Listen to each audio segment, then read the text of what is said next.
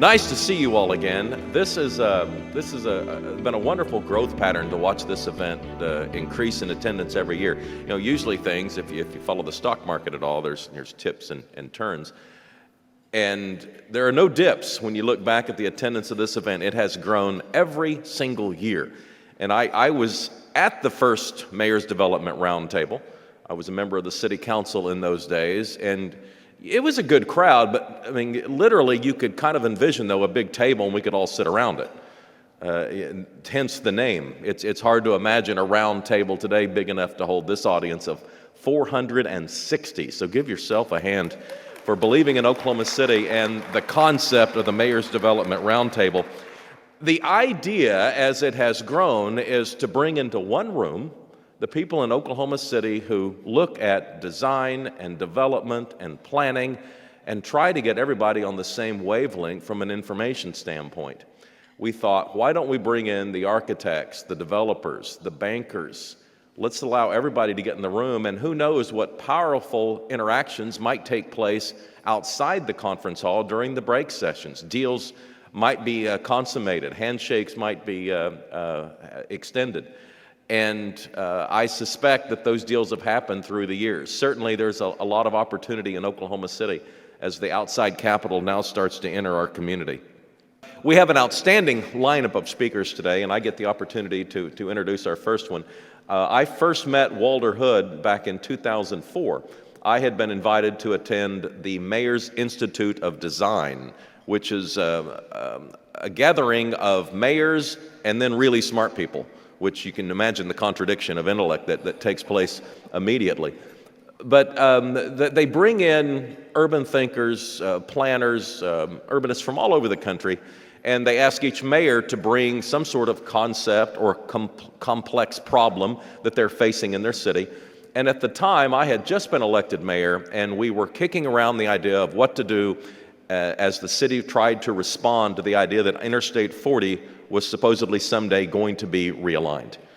And we generally thought we might want to do a park. We didn't necessarily know what to do with the old alignment of Interstate 40. The term core to shore had not been created at this point, but I took that problem, that concept, to the Mayor's Institute of Design, and Walter and others were able to help me start thinking through some of the issues that we ought to consider as we take that process forward. And you can see today that we are, in the beginning stages of getting ready to construct the park that in many ways had its beginning at that first meeting where I interacted with Walter and some of his other colleagues.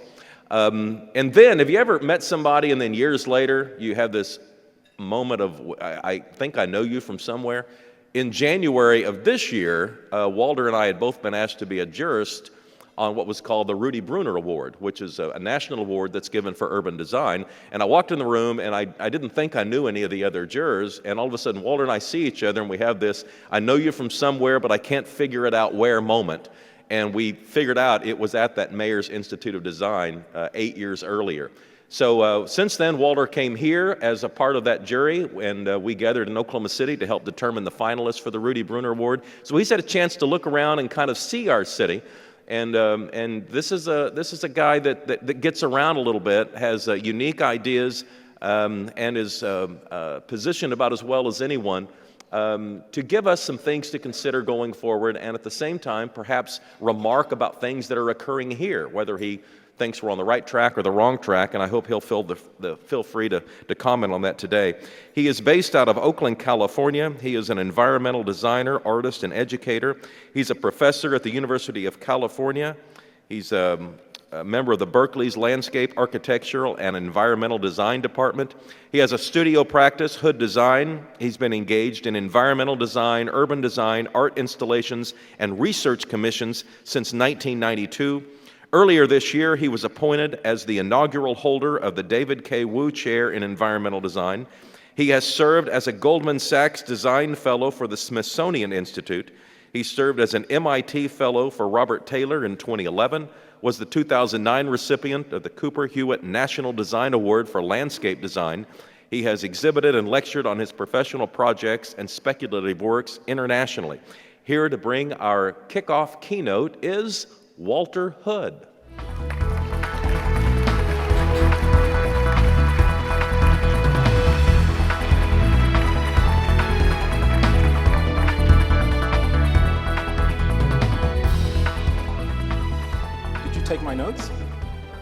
No, I'm just kidding. I don't have notes, I have images. Good morning, Oklahoma City. I hope I spelled Oklahoma correct. It's a very strange time for me. I never thought I'd be speaking in Oklahoma City at 8 o'clock in the morning, anytime. But it's really great to be here. It seems like I just left. I was here a week and a half ago. I have the enviable task of giving the keynote this morning to start out what I would imagine to be an amazing session. You've had 12 years of meeting, and your city is blossoming. I mean, I think all over the US, people talk about Oklahoma City. I know it as OKC, right? Because I'm a basketball fan. And the basketball team really made me think differently about this place. And then arriving here and being a host for the mayor, it became very clear that there's something special going on here. I'd like to take about 20 minutes and just kind of talk. I'm a little jet lagged, so bear with me. You have a unique place here. I find this idea of nothing with something, right? And I think you go to a lot of places and people always go, there was nothing here, we need to make something, right? There's always something here. Two things I want you to think about today. Landscape is not a verb, right? You hear this term all the time, landscaping. We live in a landscape. If landscaping is a verb, we never make place, right? Because we're constantly in flux. So if we think about landscape, you have an amazing place here. When you try to locate this place in the continental US, it's somewhere in the middle, I would imagine, right? You guys are somewhere in that kind of brown space. But then when you start to sort of think about Oklahoma City, you have this really interesting past and present. I'm from North Carolina. When I first think of Oklahoma, I think of buffalo, I think of native Indians, and I think of open plains. Right? Never been to the plains. But we can also think of rivers, right? Rivers that flowed through, rivers that flooded, that left you a lot of alluvium, a lot of kind of murky dirt. But alluvium is also good for agriculture, right? Because when the rivers flooded, they actually gave, some more habitat to animals and plants, and you actually created a real dynamic landscape that we're able to actually go out and understand. And then as people moved here, as you guys know, in the early settlers, you guys created a city in no time, right? But a lot of the historians say it looked, within a year, it looked like every other settlement in the US. Now why is that? Because a gridiron was laid over this flat plain. And the river is still there. And that's one of the things I want to call your attention to as you move around your city. Think your river right now doesn't move. Your river is a lake. Right? What does that mean by turning a river into a lake? It will have consequences long term, maybe not short term, but a river is always a river. A floodplain is always a floodplain. So as you go forward, there might be some ideas there as far as making this connection back to this dynamic landscape. In this image, you can actually see the floodplain, which is this kind of flat area where you don't see contours. And this is a place where your city is going to be constantly in flux. Because again, as weather changes, as patterns in landscape changes, your city sits within this dynamic landscape. And I would say most great cities are able to capture the landscape. Think of Paris without the Seine, right? Think of Rome without its rivers. Think of the bay without the bay. These landscapes make you. And so one of the things I would like to posit today is you do have a river and you do have an amazing landscape.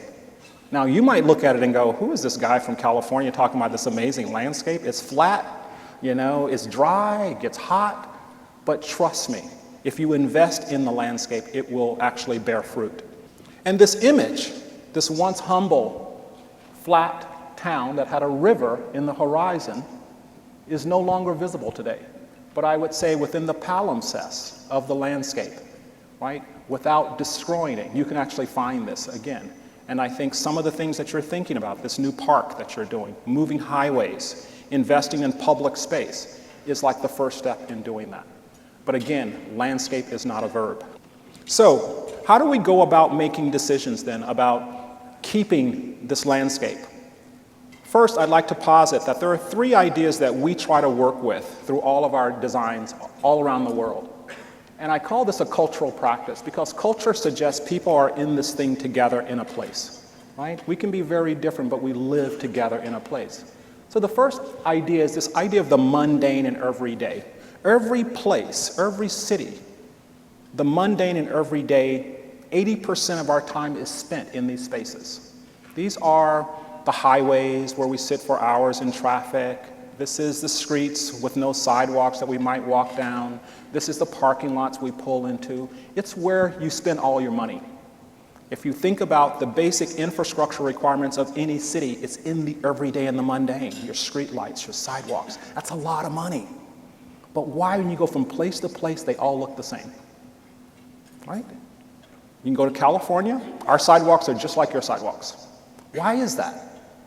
Because we stop seeing place. If we can imagine or reimagine place in a different way, Oklahoma City's sidewalks would look different, right? Because it's in a different place. And so capturing the mundane, if I'm paying $6, $7 a square foot for concrete, right, I maybe can do it in a different way and say something about the place we're in.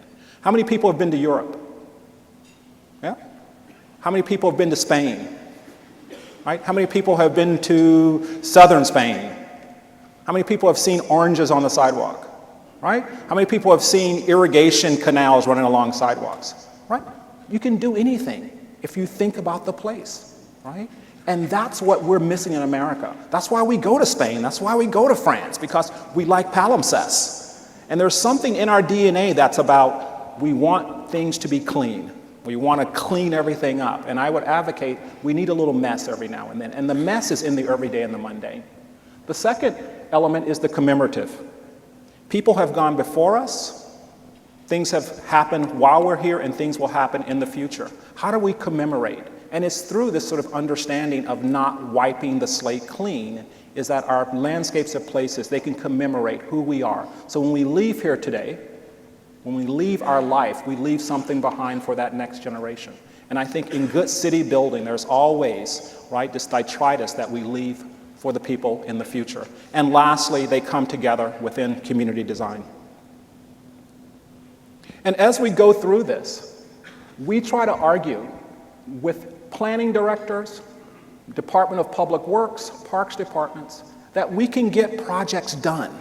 Right? They want to start out with schematic design and end up in construction documents, but they don't leave us any time to dream. And we always show them this diagram. We go, we can get from schematic to design development, but there might be some chance in there. There might be some semiotical ideas there. I'm going to dream. So every project that we do, I step out of line and I go somewhere. I always get the projects done, but I tell them I need that space in which to think about the place in which I'm working, and also the place to dream. And dreaming then allows you to bring in something that's what I call strange. Every project you do should look strange, right? I mean, there should be something weird about it. You have a canal here. It shouldn't look like San Antonio's canal. It should look like your canal, right? I don't know what that means, but it should look like yours. So if you borrow something from somewhere, we can steal ideas, but you got to give it something. You got to give it that Oklahoma, right? I don't know what that means, but you got to give it to it, right? Because that Oklahoma makes it yours. A few examples, I'm going to show you some case studies later when I come back, but I wanted to whet your appetite with a few ideas about place and how this kind of strangeness might permeate through just how we look at things differently. This is San Francisco, the west coast of San Francisco, probably 1870s. And most people don't know. It was a sand dune, right? It was one of the harshest landscapes you could go to on that Pacific plate. All of that sand and geology was blowing in. And this is what we made, right? And how did we do that? It's all artifice. Most people think this is natural, that was there all along. And if you think that's natural all along, I can sell you water by the river, right? But in most places, people don't ask that question. Splash Pad Park underneath a freeway. This is the longest spanning freeway in the Bay Area. This park underneath is one of the most active public spaces in Oakland. It's got one of the greatest public markets on Saturdays. Santa Monica. Who knows who Santa Monica was? Who's been to Santa Monica? You should know who St. Monica was, right? She's the patron saint of sobriety, right?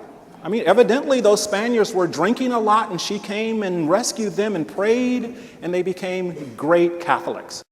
And we're working on a project now where we basically reintroduced Santa Monica to Santa Monica, right? Because most people didn't know who she was. And we're building a wall in her memory. Or within the Louis Sullivan Gallery, one of the most beautiful pieces of modern architecture, an architect put in a beautiful aluminum air-conditioned duct in this beautiful 19th century space. And so we decided to just riff on that and added plants to clean the air in which the artists were making work. We actually put plants in and attached it to the aluminum sort of duct to make it into an art piece. So again, thinking about place, but actually riffing on place. Or the stories of people coming to California. In the Hacienda Peralta, we built a giant horse about 12 feet by 12 feet so people can tell their stories about coming to California. And the different voices actually emanate from the horse. And as one fellow said to me, everybody had a horse in the 19th century, right? So it was one of those things that everyone could sort of relate to. Or Catherine Foster's homestead at University of Virginia, where they found an old homestead next to Thomas Jefferson's artifice, which is the campus. And it turned out that a midwife had owned a piece of land in a place called Canada. And so we made a piece that actually, when the sun came out, you saw the origins of the home and the basement. And then when the sun also came out, you saw the shadow and the light. And this was all about Southern folklore. When you die, you need a ride to heaven. So this is a portal for Catherine Foster, where when the sun comes out, you get shadow and reflection all at the same time, and the spirit gets a ride to heaven. Or seeing Barack Obama, Maya Angelou, Malcolm X, Martin Luther King across a Department of Transportation highway. I was talking with some friends earlier about highway engineers, and to get an engineer to actually approve this project was an act of God. Or selling spinach in a museum. And all of these things have something to do with place, and it goes back to what I mentioned about strange, the unlikeliness of thinking about why would you grow spinach in a museum? But canned spinach, Del Monte was located in this place, and we wanted to say something about Del Monte and that food still comes into the city daily that most people don't see because it's at 5 in the morning. To give you an example of how landscape can change people's lives and get people to sort of reevaluate the city, this is Pittsburgh, Pennsylvania. 5 years ago, we worked on a project called Find the Rivers. The big green piece in the middle is the Hill District. The other green pieces are 19th century streetcar suburbs. Notice how big they are, these big green pieces. Now, if you're a bird flying around, you probably land in one of those, right? Because it's trees, right? It's a lot of bushes. But here you can see it again. The Hill District is 1,000 acres.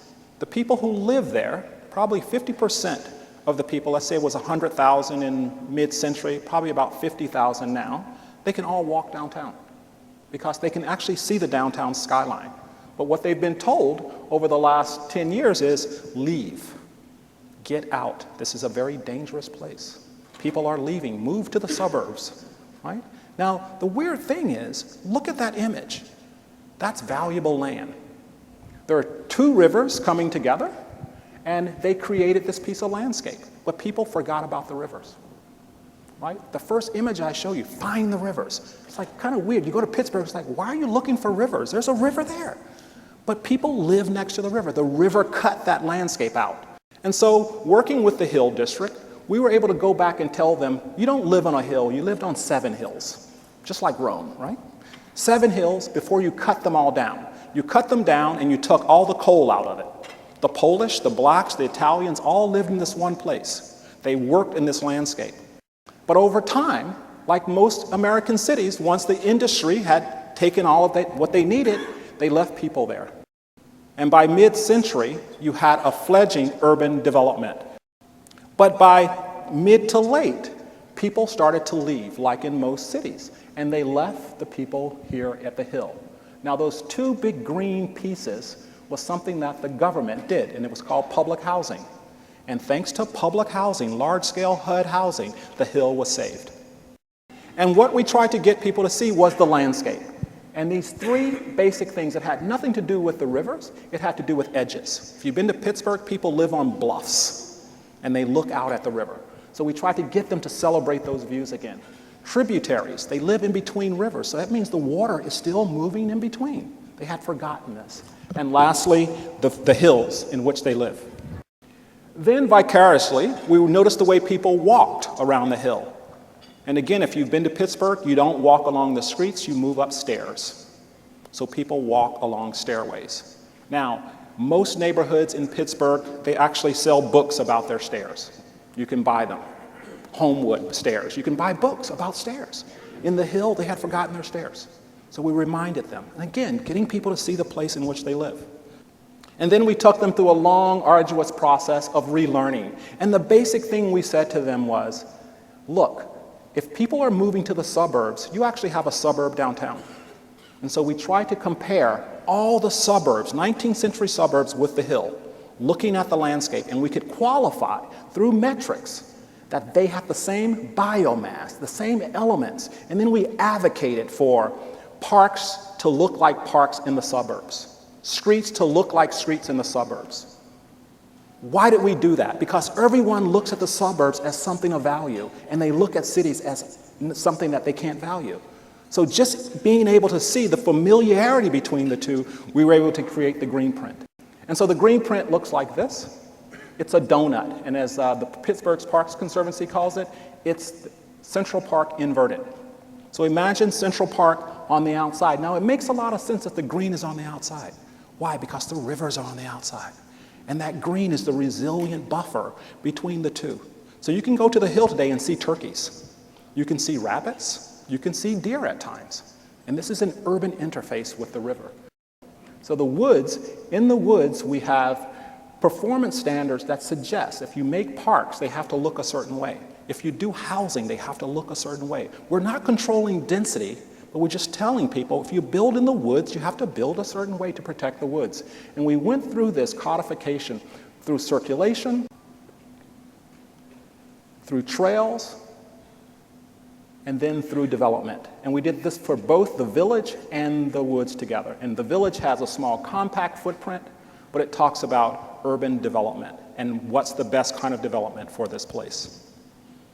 And at the end of the day, doing the green print, the local nonprofit adopted it. Now everyone who wants to do business in the hill has to accept the green print ideas. And the basic idea is this: we live in a landscape and it's of value. It's more valuable than the buildings, actually. Right? That ground is more valuable. And through capturing stormwater and thinking about where we live in this conveyance system, then people are able to think about the next generation while paying homage to the past. And at the end of this presentation, a fellow raised his hand and said, Mr. Hood, how much is this beautiful vision going to cost us? Right? That's always what they ask. How much is this a square foot? And I said, it's free. Because it's there. So for the final presentation, we went out and we actually showed them where the trail was. And we just used existing mundane infrastructure like barriers and rails and actually marked them. And then we took the kids with us and we showed them that they showed us where the woods were. Now, this is the future. Now, I see us all here, we're kind of old. This is the future, right? And they're at home. But these kids actually showed us the woods. We were in the community for months without seeing the woods. And then one day I'm walking down the street, they said, Mister, come in here. And I'm like, I'm not going in there. I went in and it was like I was 12 years old again. So again, sometimes it's really hard for us to see landscape, but landscape exists. I hope today we have a really great time in talking about your great landscape of Oklahoma City, and I look forward to it. Thank you.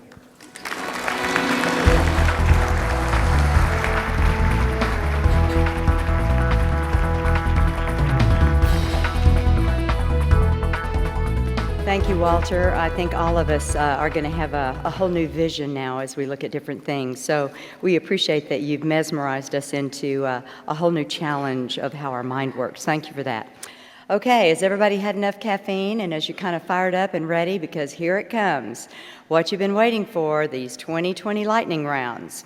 For the third year, we're focusing on these and bringing local updates to you from people who are right in the middle of them so that we can enjoy these presentations. Our first presenter will give us a preview of housing demand and retail studies supporting Plan OKC. I'm glad that we kind of put a name to many of our things so that we can remember our little pet names that helps us recall what it is we're talking about. And in this case, you know that Plan OKC is a long-range plan with the goal of ensuring a healthy environment, community, and economy for all of our residents. So, here to present 20 slides set at 20 seconds in lightning round style, one of our folks who has a real Southern Okie accent, the Director of Planning for Oklahoma City, Russell Klaus.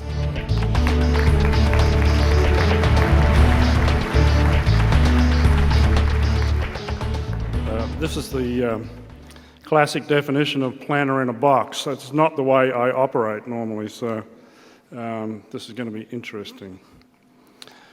All right, ready to go. Okay, well, Judy has given you some insight on what we're talking about today, but I'm going to talk about two of the studies that we have been managing to inform the development of Plan OKC. And Plan OKC is our comprehensive plan. It is the master document for the city that guides the growth of the city. And today I'm going to begin with a discussion on the retail plan. This study highlights several issues that we will need to respond to in order to sustain a healthy retail sector. Some of the trends identified include the growth of e-commerce, the fact that store sizes are generally getting smaller, that there is an oversupply of older shopping centres. We had three goals for the study: to develop and sustain a robust retail sector, to attract specialised and one-in-the-market stores, to sustain and rebuild commercial neighbourhood relationships. Quality retail is essential for quality communities, and that's a core part of the goal. We looked at existing retail nodes and corridors, evaluated the health of those by looking at sales and property tax values per square foot. Based on the analysis, the consultants have made recommendations to enhance our capture of sales tax revenue, strengthening the connections between retail and neighbourhoods. Nodes and corridors were categorized into three different areas: reaffirm, revitalize, and revision. Reaffirmation talks about those existing high-performing areas such as Quail Springs Mall. Revitalization is North Park Mall, for example, areas that are still viable but not performing as well as possible, and the rest is the rest of the city. Here's a case study of Penn Square.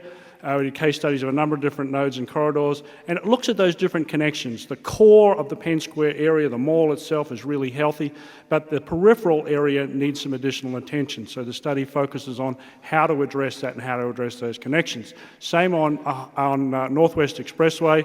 Northwest Expressway has a lot of challenges because of the scale of it, the setbacks of the existing stores from the highway itself, and the connections between the different retail opportunities on the corridor. In terms of the key policies that derive out of this, specific recommendations include attracting new-to-market tenants. This is going to be a high priority for the reaffirmation piece of it, and assembling land to facilitate expansion. There are goals for each one of these that will be contained in the report. Specific recommendations regarding potential for lifestyle retail. This is strongly emphasised in the report, and that lifestyle retail is seen as an opportunity in the downtown area. We're also looking at a Northeast grocery. This is something that we're currently working on, and then capitalising on the growth in the Hispanic sector. Study recognises a number of opportunities for strengthening the market by attracting these new lifestyle tenants, such as Restoration Hardware, Crate and Barrel, etc. On the department store front, we recognise we are ready for a Costco, and we've done well with specialty groceries so far, so there's an opportunity to capitalise that. Now, the second study is the housing demand study, which projects demand for different housing types throughout the city over the next 20 years. Study identifies gaps between current housing supply and projected demand, describes how different amenities impact demand, and knew how households evaluate trade-offs when selecting a home. 90% of Oklahoma City households fall into three categories. 31% are single adults, 34% households with children, and 25% families without children. While only 34% have children, most housing being built today is being built to serve this market. This demographic is declining while everything else is rising.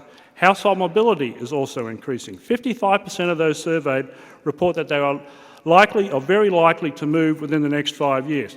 And you can see here that there's an opportunity to be able to attract the creative class to Oklahoma City here in the near future. Of the existing housing supply, we have over 70% that are traditional single family, either above or below 7,500 square feet. What I want you to take note of here is the supply of townhomes and condos, because when you look at the demand for townhomes and condos, it's significantly higher. 9% of respondents to the survey that we undertook indicated that they would like to have a townhome or condo. That equates to about 5,000 units that we are undersupplied with over the next 5 years. That's very significant. Transportation. Consistent with the demand for increasing housing choices, households also want more transportation options, and these two really feed each other. To a significant degree, housing and neighborhood structure determine the type of transportation that we need. They need more diverse housing. And compared to the 94% that currently travel by car, asked if they wanted to, 50% said they would prefer to travel by alternative means. So that relates to the type of neighborhood that we're creating as well. People are looking for more walkable neighborhoods with more diverse housing options and closer to amenities, strongly emphasized by 33% saying that they would prefer a walkable neighborhood. Almost 70% of households said they would pay as much as $200 more per month to be closer to a mixture of these different amenities: quality schools, parks, work, playgrounds, places to shop and to recreate. In the next 10 years, unless we address this shifting demand, there's a real risk that up to 60% of our projected housing demand could shift to the Edmond and more Norman markets. As indicated in the study, there's a strong preference by survey recipients for those particular areas. You can stay up to date on Plan OKC, what we're doing. We have a number of different studies, and I would encourage you to look at our website at planokc.org, and I thank you for that. Very rapid.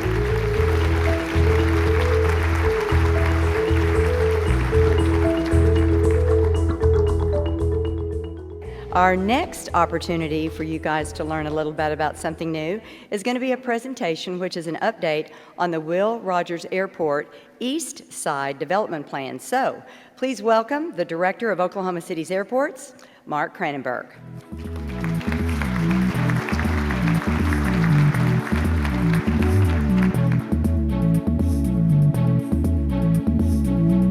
Hit it. Thank you and good morning, everyone. Mayor, I was thrilled when asked to provide an update on the progress of the Will Rogers World Airport Strategic Land Development Program. The program strategy can be viewed on the Will Rogers World Airport's website, flyokc.com, under the tab Partnering with Us. Will Rogers World Airport is one of the largest landmass airports in the country. It's comprised of over 8,100 acres and is home to over 70 aviation support businesses and government offices. The airport provides Oklahoma City with a transportation hub well situated to provide its core aviation business, but also supports and encourages non-core business developments. We focused on 1,000 acres of mostly greenfield, undeveloped property on the east side of the airport with prime interstate access. The development area shown here is between the airport's runway and taxiway system and extends east to Interstate 44. The northern boundary is Southwest 54th Street. The southwest boundary, or the south boundary, is Southwest 104th Street.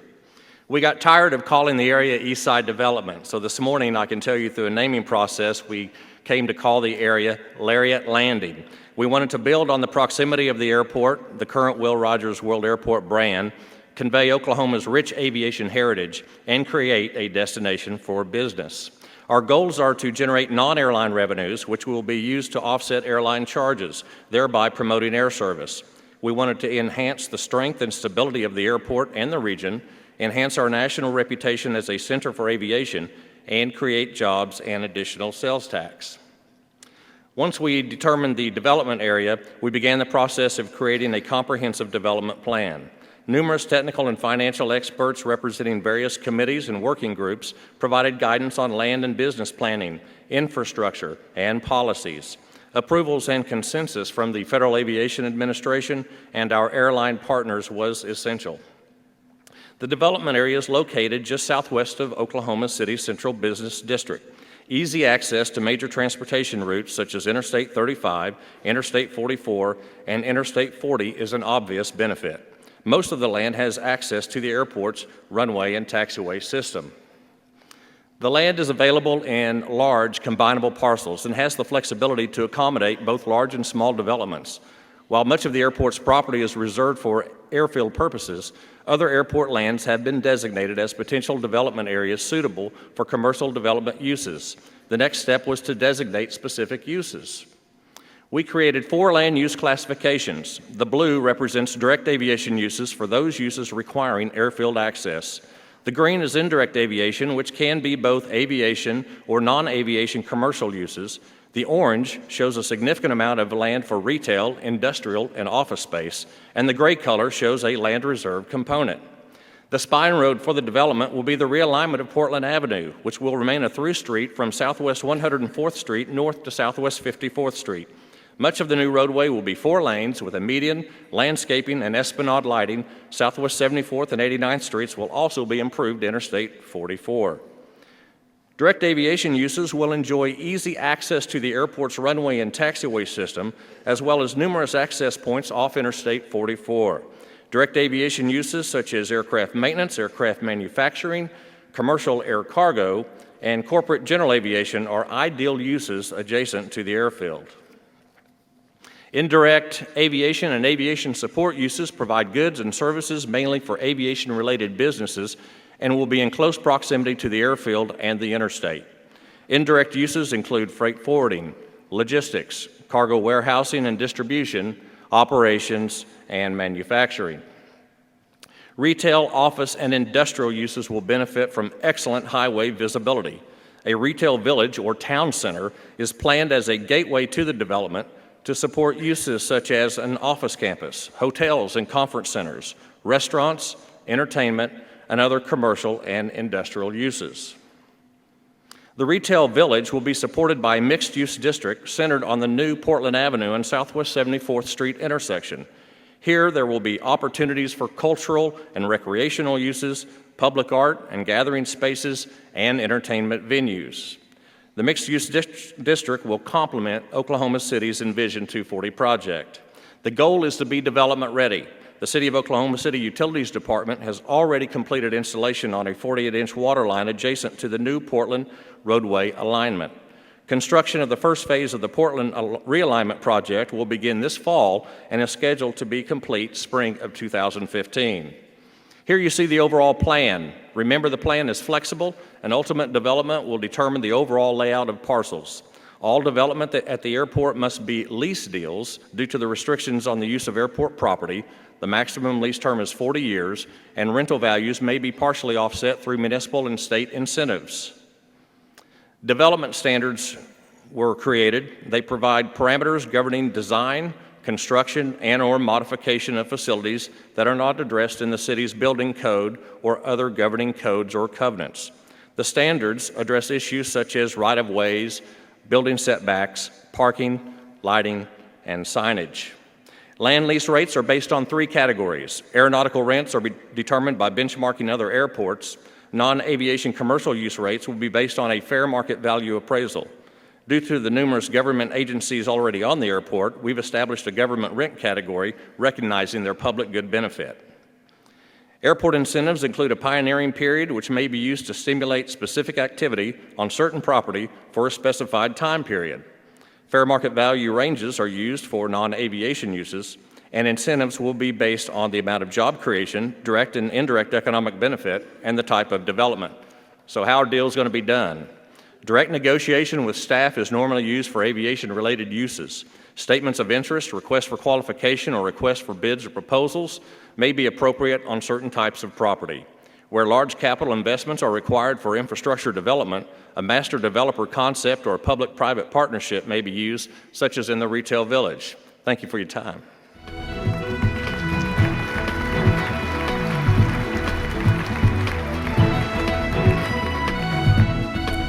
Well, once again, we had a little bit of new vision type of looking into the future there.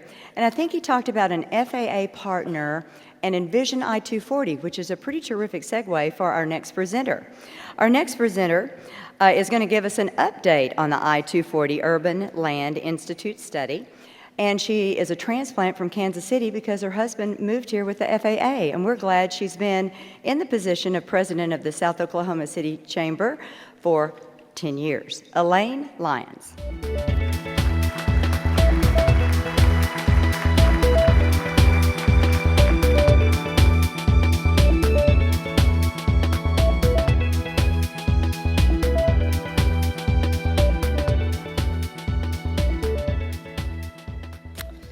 Envision 240 was inspired through a partnership with the Urban Land Institute, the City of Oklahoma City, the Greater Oklahoma City Chamber of Commerce, and the South Oklahoma City Chamber of Commerce. And it's based upon 4 pillars: re-engage, reinvent, reinvest, and ultimately re-emerge. In order to re-engage our community stakeholders, we must understand they are family-oriented and diverse. They desire safe and inviting places to both work and live. They are looking for opportunities to give back to their community. And as we re-engage, we must change the relationships with our community. As neighbors, we must spend more time in our communities to help our community grow and prosper. Spending dollars in Oklahoma City is paramount to building city services. We must overcome previously held perceptions about our community. One area of town can affect other parts of Oklahoma City. And re-engaging means rebuilding trust. I-240 is a critical corridor between Will Rogers and Tinker. It is important to all of Oklahoma City, not just South Oklahoma City. And Envision 240 must excite and engage external audiences to attract residents, businesses, and retail to move back into our community. Everyone has to be a cheerleader. It will take everyone's support to become a reality. We must continue to work with grassroots committees to direct the flavor of the area. And finally, it is imperative that we allow dreamers to dream. No idea for Envision is too big. The second pillar is reinventing the area. The opening of the Lariat Landing could include observation towers and various structures saluting Oklahoma's aviation heritage while becoming a destination. We also see high potential for new public spaces, retail, and high-tech businesses. The reinvention has already begun. Crossroads Mall will now be known as Plaza Mayor at the Crossroads, with a goal once again to make the mall a destination.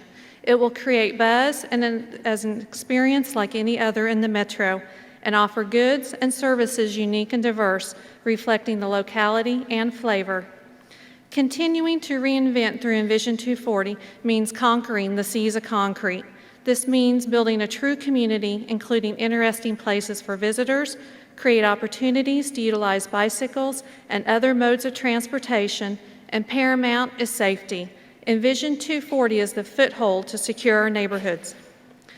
When we discuss reinventing South Oklahoma City, it's not just structures and buildings, it is an image. We must change the mindsets of those around us. We have to make sure a paradigm shift occurs. Specifically, we want people to get up, get out, and get connected. We want people to work, stay, play, and live in one community. And reinventing means dreaming big. Envision 240 will push all of us to think about changing familiar big box chains and start mixing retail, eating, and housing to grow a strong community. We want to once again engage neighbors being neighbors, reinventing suburbia one neighborhood at a time. And we can't continue to ignore the stagnant areas within the I-240 corridor. If we are going to build these wonderful homes and retail, we must give residents something convenient to do. We will need everyone to come to the table to reinvest with Envision 240. Ultimately, we will need to invest in aging streets and long-term viability, expertise in shifting retail into innovative offerings, study the adaptability and sustainability of land use, and we must build flavor and build character. We need to assess the current condition of the Envision 240 corridor by recreating our first impressions by fixing what today is an unappealing main gateway to our community, including infrastructure and beautification. We will need a commitment from stakeholders for the ongoing viability of the area as a whole. We must educate the general public about the importance of reinvesting in their own community, and here's why. In 1992, tax receipts for the city of Moore were $10 million. In 2012, they had grown to $50 million. Those are precious dollars lost to another municipality because our residents went there to shop. This revenue is not just for South Oklahoma City. It will benefit all of Oklahoma City. Envision 240 must overcome a variety of barriers built up over time, including large, single-use buildings and acres of parking lots. Our frontage roads lack sidewalks and connection for walkability. Travelers utilize I-240 to drive through Oklahoma City rather than driving to our destinations. And reinvestment means building the brand mission of our great city. We need to develop distinctive and appealing character, relate the redevelopment to more of the surrounding areas, and if we don't move forward, we will continue to see a decline of surrounding retail and services offered. Envision 240 is critical for forward momentum of South Oklahoma City and Oklahoma City as a whole. In order to be successful, Envision 240 and its leadership must deliver a sense of community, tame the traffic within the community, and change the image and frankly eradicate the ugly. And re-emerging means delivering community and protecting expectations. The big box stores we all love to shop need to be softened with sleeves of retail. Add vitality to the entire community, creating and encouraging the use of walkways for short trips over driving. And the traffic must be tamed. Envision 240 will consolidate pathways and driveways, giving more opportunity for walkways. We can cut the number of access points managing traffic away from residents. And finally, we need to connect traffic between pedestrians, bikers, and automobiles, making each one a viable mode of transportation in our community. Envision 240 is a vast plan to reinvent suburbia. However, it is much more. It is a plan to rebuild a segment of our city which can again become a strong retail pillar for Oklahoma City. And the bottom line, the linkage of retail dollars affects all of us through our police, fire, and infrastructure. I'm asking you to help our community understand the importance of supporting our local retail corridors.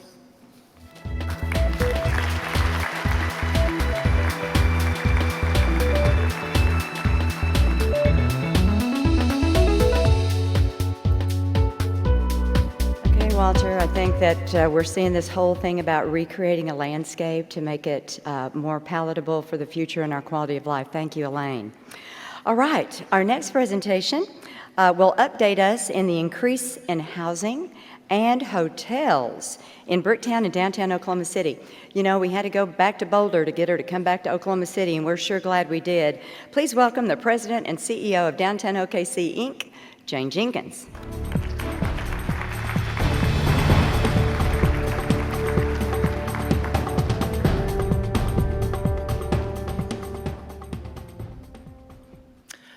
Good news, you don't have to sleep under a bridge in downtown Oklahoma City anymore. The number of housing units and hotels has risen dramatically over the last 2 years. Just like in Monopoly, the number of houses and hotels are used by many downtowns to measure success. And using that benchmark, this presentation will show that downtown Oklahoma City is doing very, very well. There are over 12 new projects either completed or scheduled to start in residential this year. For several reasons, including the influx of a younger demographic, the strongest housing market in downtowns across the country and in downtown OKC is rental units. But fortunately, we're starting to see a resurgence in property that's for sale. Level opened last year to great fanfare. With its distinctive European styling and proximity to Bricktown, it was marketed to younger residents looking for an urban experience. It now has a year-long waiting list, and the developer is set to begin construction on a sister property, Mosaic, very soon.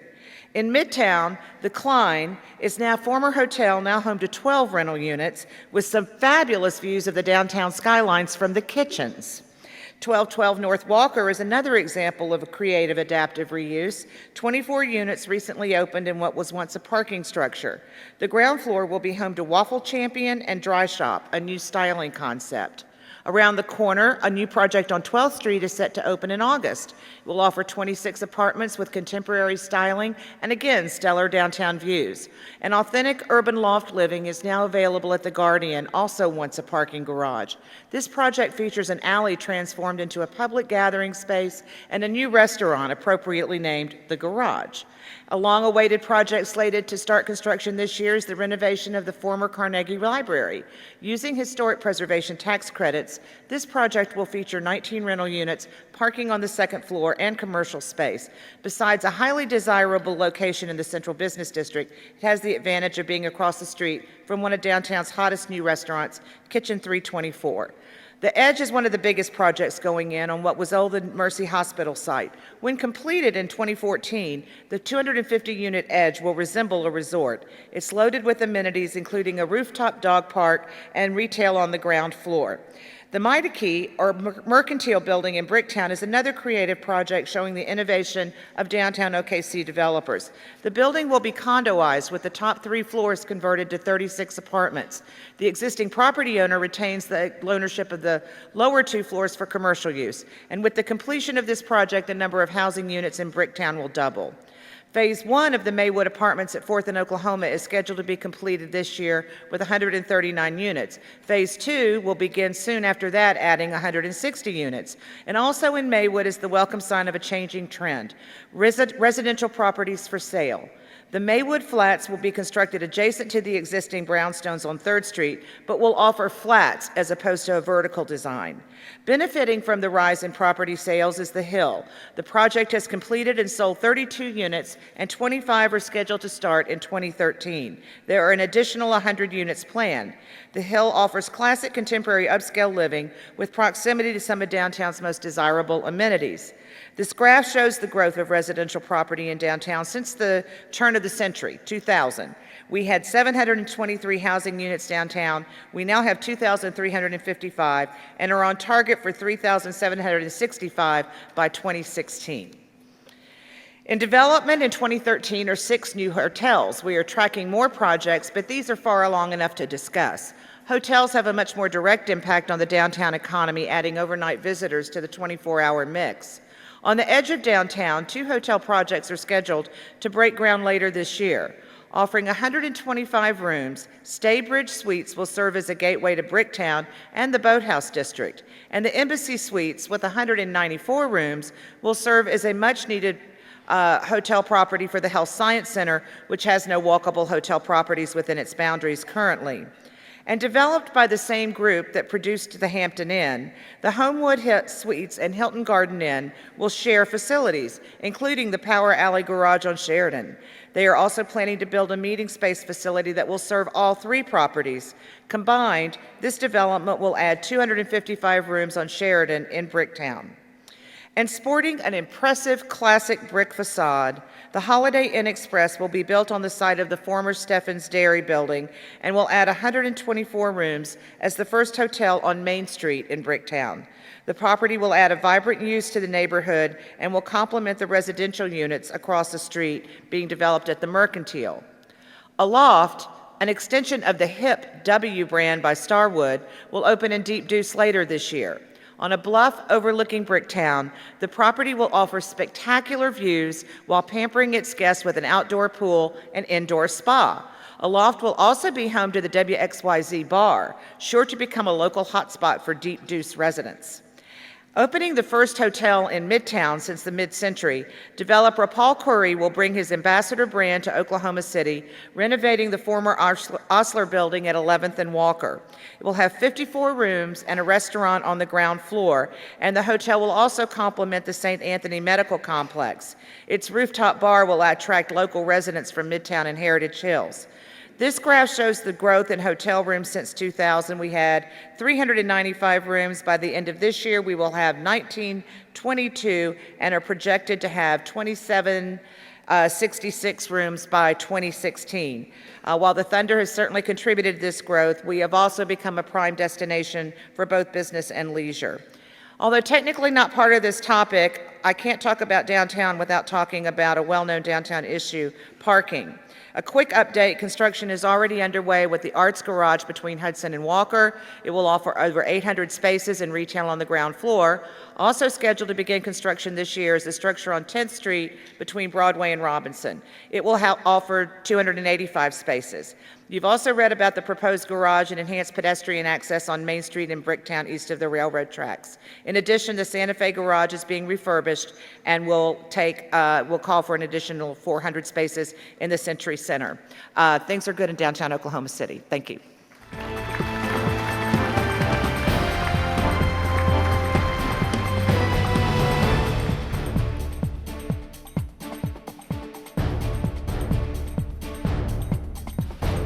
Thank you, Jane. Now you know some of those myths are really true, and we're really, really excited about all the new additions that are coming in. So right now, we would like to have the opportunity to bring back someone who we had previously today that kind of got us fired up. And we're going to ask him this time to speak about how we can share physical, social, political, and economic resources in an urban landscape. So please join me in welcoming back to the podium Walter Hood.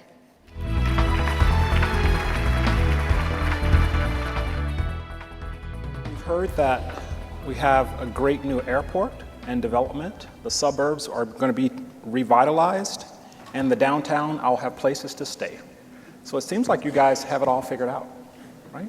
But again, in the presentations, I didn't hear anything about place. Where is Oklahoma City? You know, what is it about Oklahoma City? I mean, again, I think you have to look closer, and the people who live here, you guys know it better than anyone coming in. I'd like to share with you 3 case studies that might sort of illuminate what I mean by this idea of place, right? Because sometimes we can be in space for a long time and forget what the world looks like around us because we're just so busy, right? That we can go to work, come home, and forget the space in which we move through. I showed this first image of San Francisco, the Bay Area. I've been living out in the Bay Area 25 years now. This is what it looks like from the Pacific Ocean looking back towards Golden Gate Park.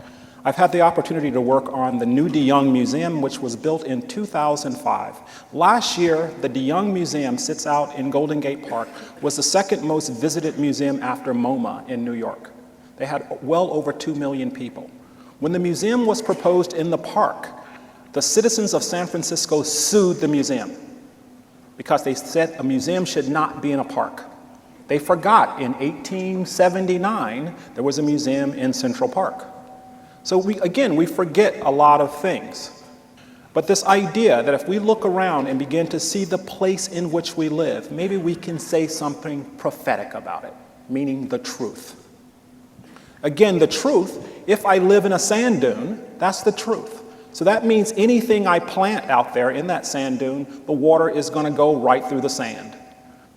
To make the park, look in 1870 at this topographic survey, they had to cut down hills in other parts of the city to bring the dirt out there, right? And that's transforming a landscape, putting in the roads, and then finally getting that bucolic green. That took a lot of money, a lot of time, but that's the truth.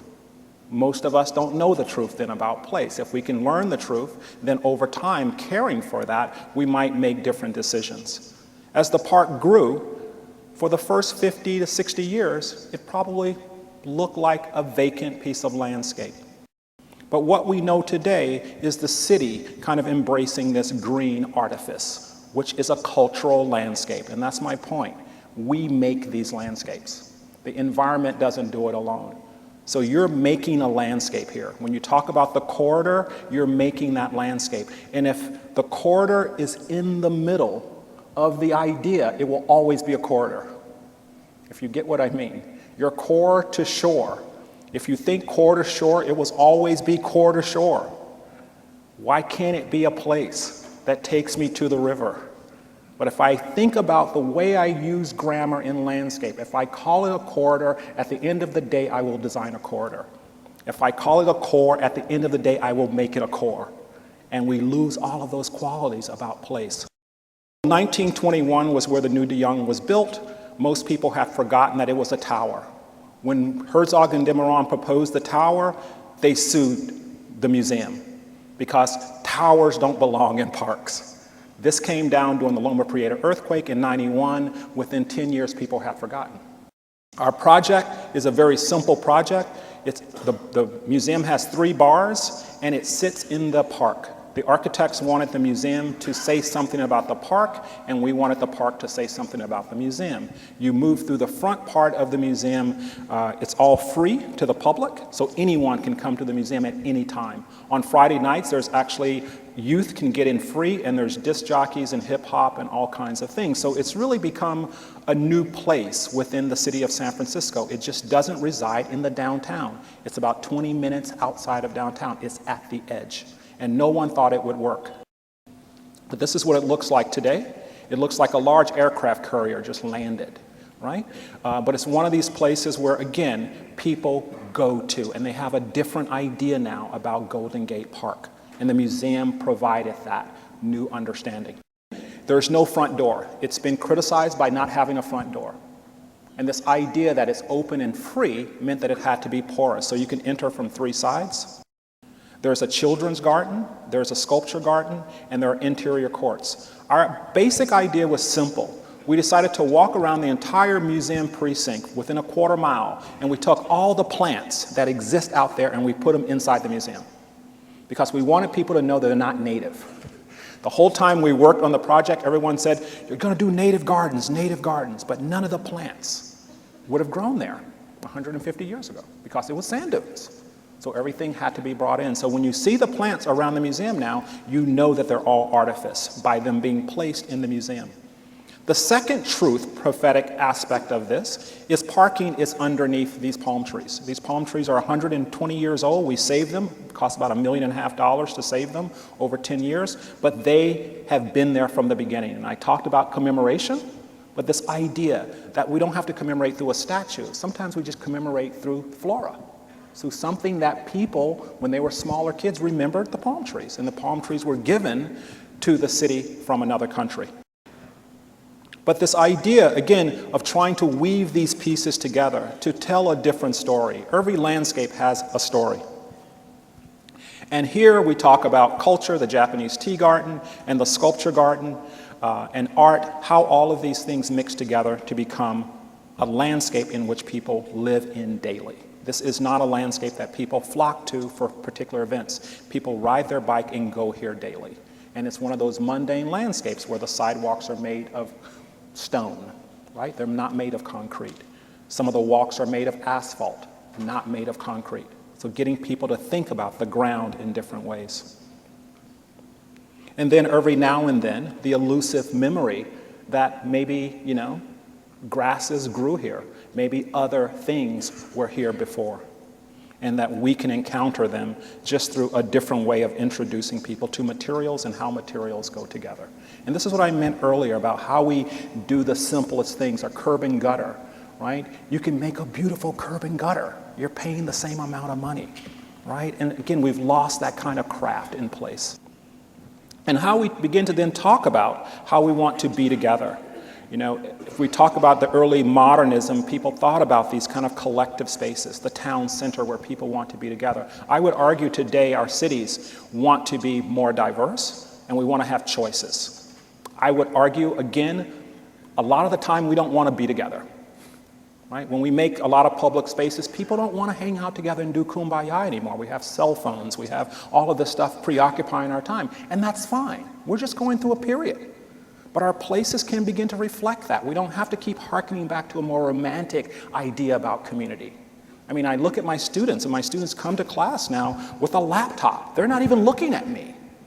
They're following me on Google Earth around the world. And so there's another way. I had to change my style of teaching because their preoccupation, they need to be stimulated in a completely different way.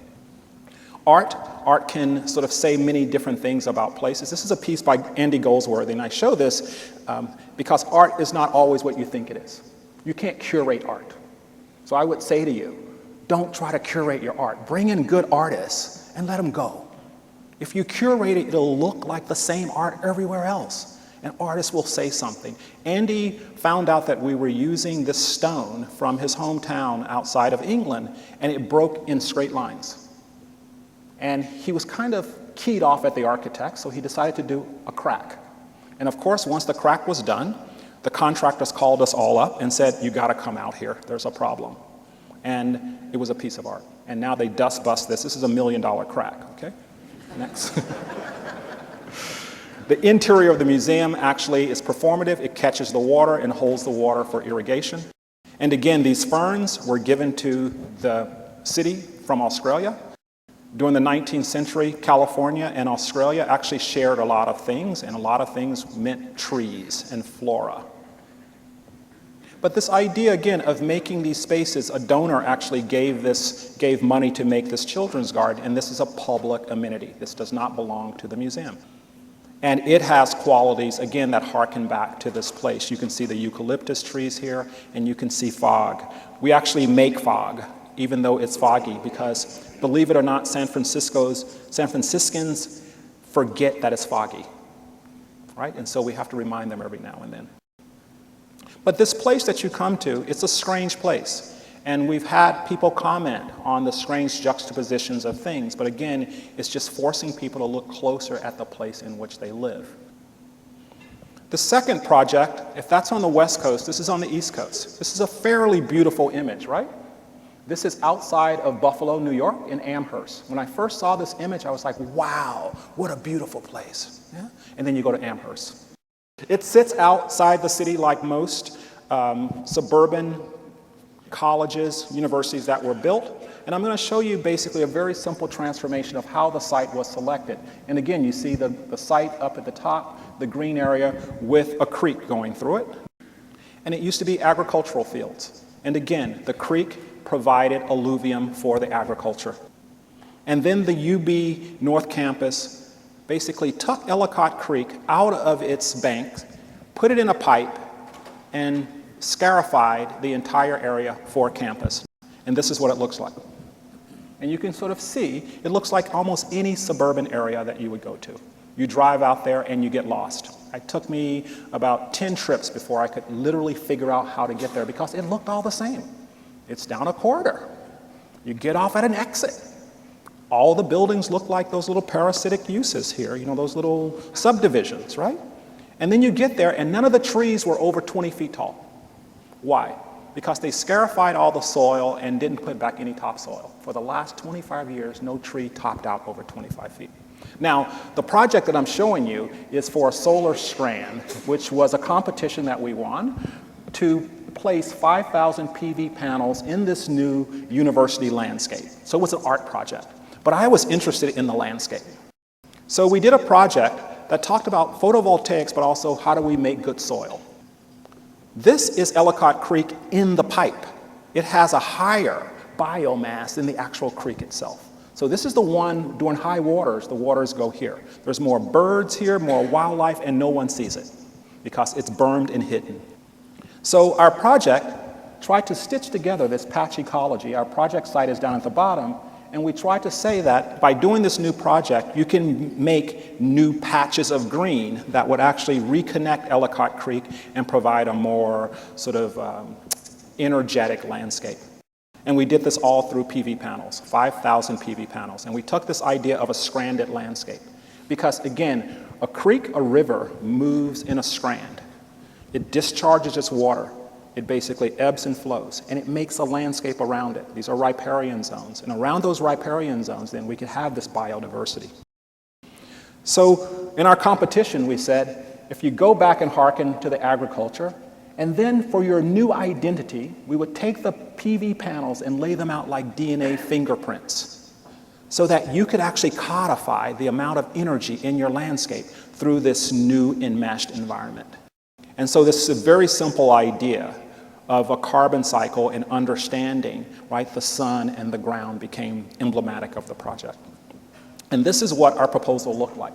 So we were taking this typical campus, and then we were making these bands. And these bands try to bring the landscape back to the river. We told them to stop mowing the lawn here and let everything go, because it will return back to this riparian species.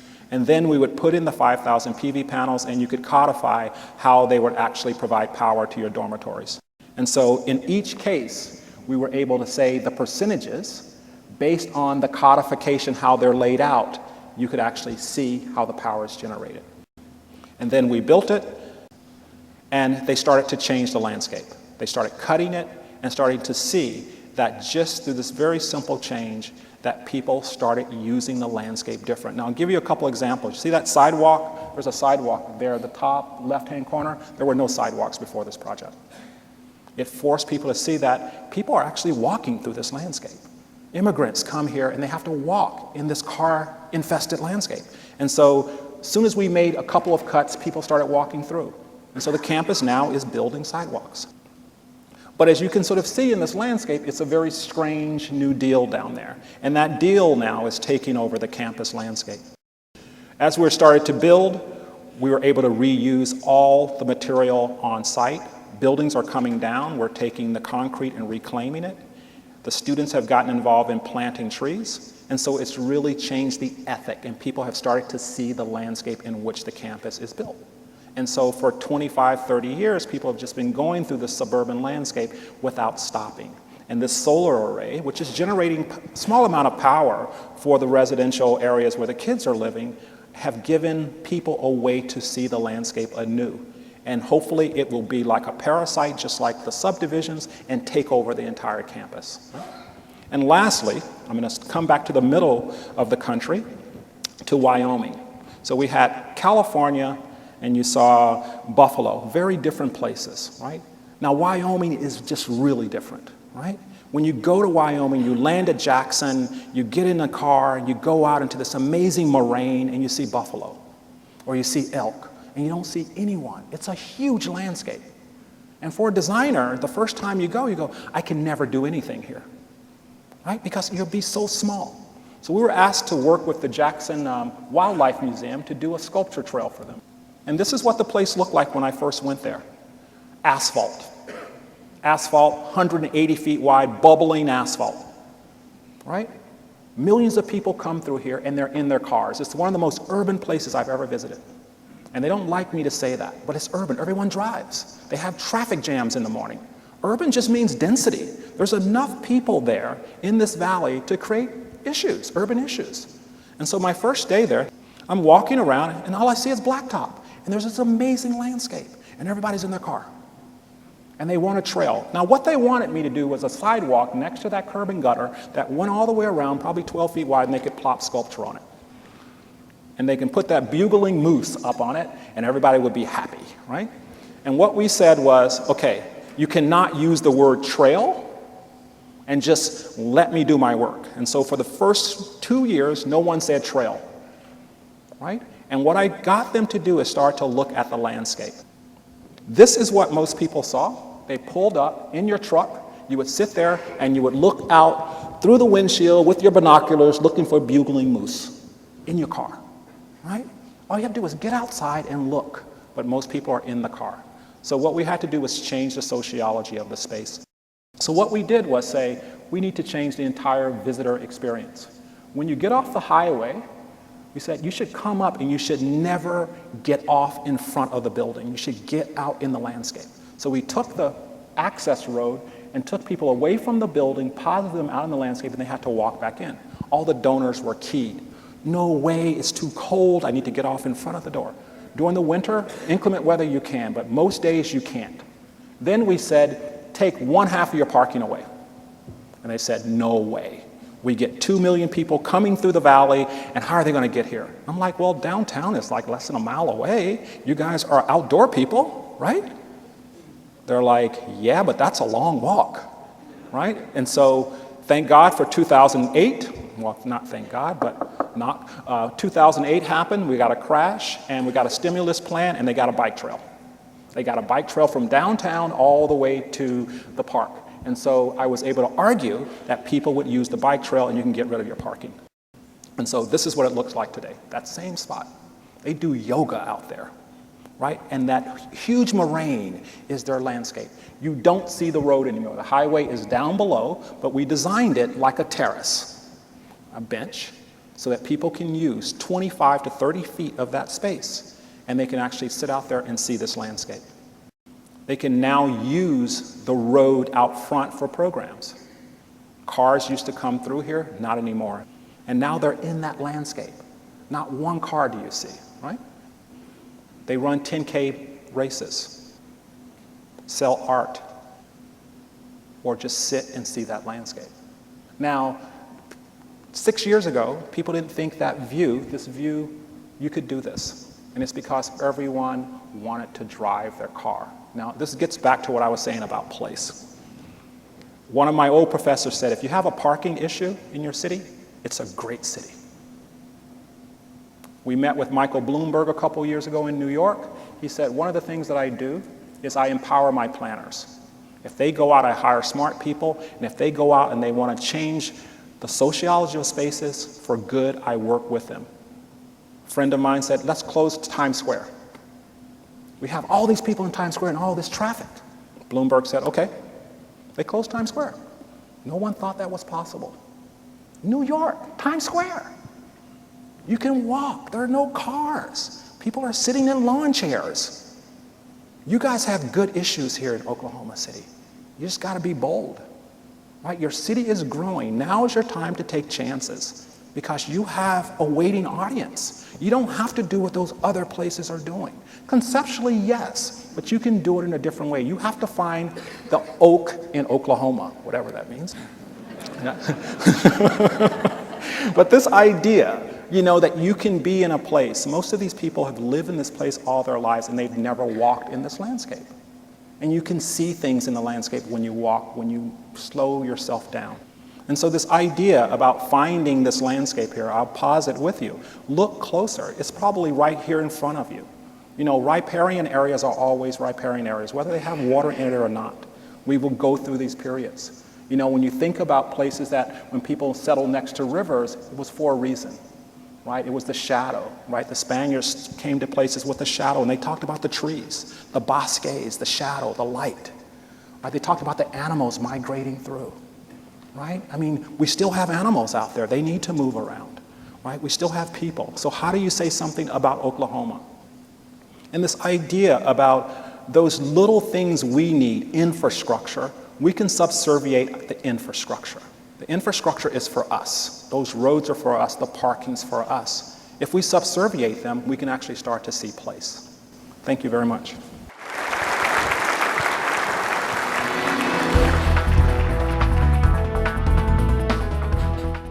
It's now time for our second lightning round, and I think this year maybe we have a few less type A personalities that are being presenting of the lightning round, so maybe you're actually able to absorb more of it. I certainly hope you are, because we're really getting on the cutting edge of some great ideas this year. This round is going to focus now on how vision, leadership, risks, and persistence have resulted in the revitalization of 4 of Oklahoma City's special districts. So the first one we're going to bring up is going to tell you about the revitalization of the Adventure District.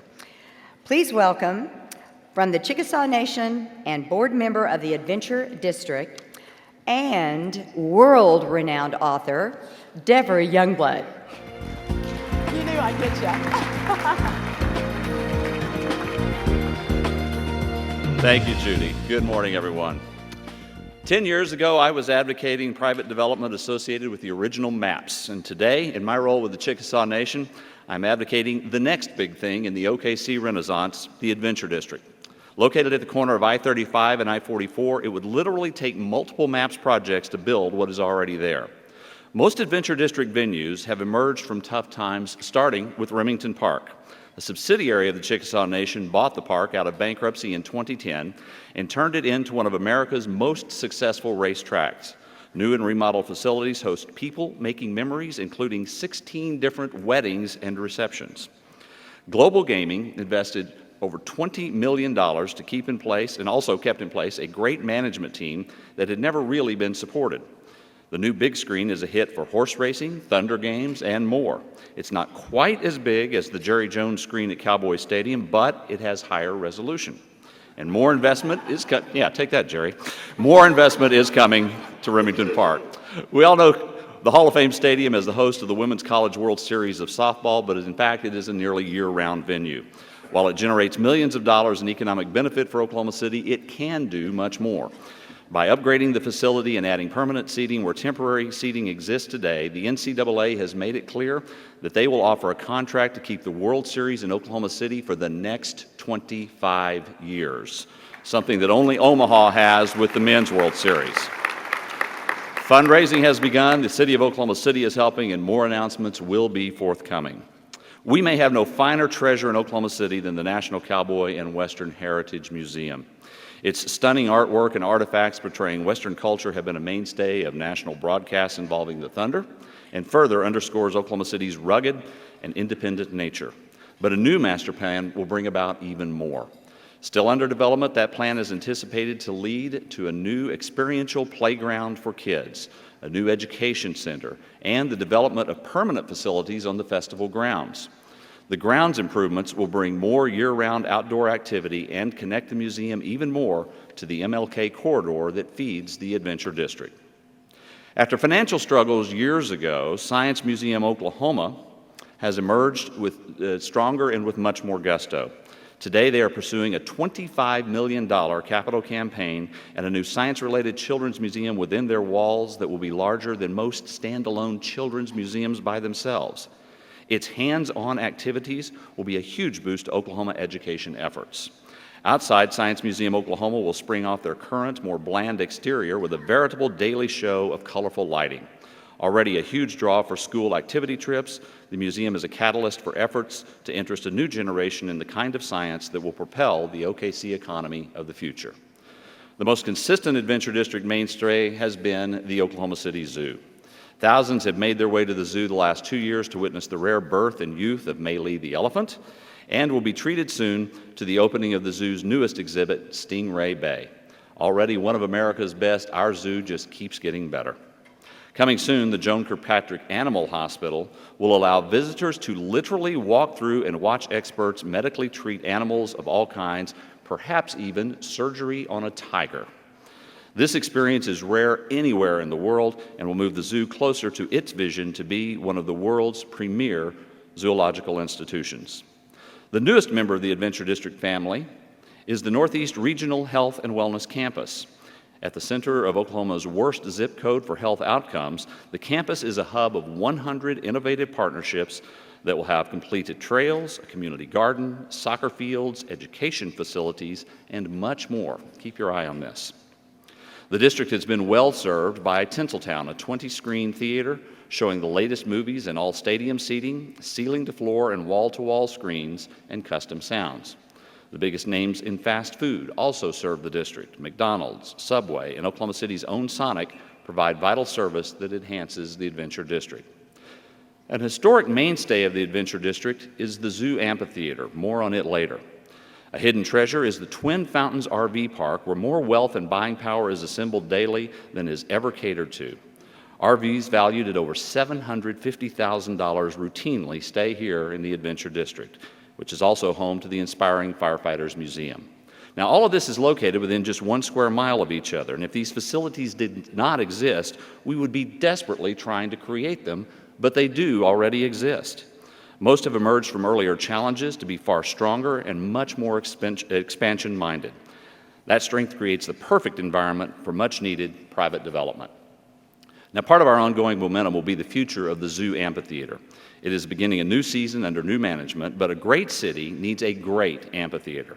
The Adventure District has history and tradition, but the current facility is outdated and in need of a complete upgrade and repositioning within the Adventure District. We envision a replacement of the current Zoo Amphitheater to a more strategic location within the Adventure District that would provide greater visibility and attractiveness as a signature entertainment venue for Oklahoma City.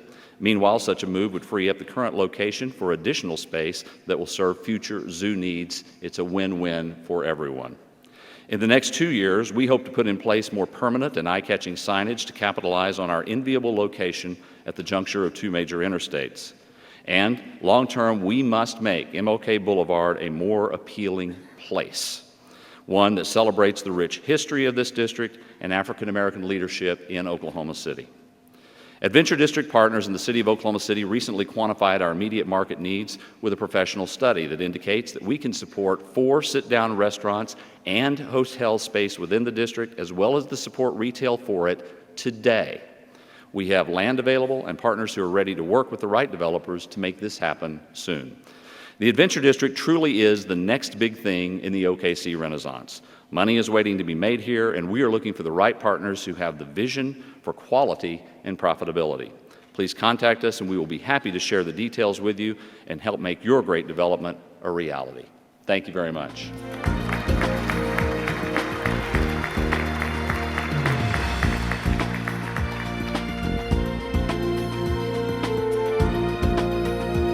Okay, Deborah, I think I'm ready to go on Deborah's wonderful adventure. I think that's going to be absolutely phenomenal. But in the meantime, let's talk about another revitalization, and that would be one of Western Avenue. And I'd like to personally thank you for Sushi Nico. I'd like to introduce you all to the president and founder of Western Concepts Restaurant Group, Carl Milam.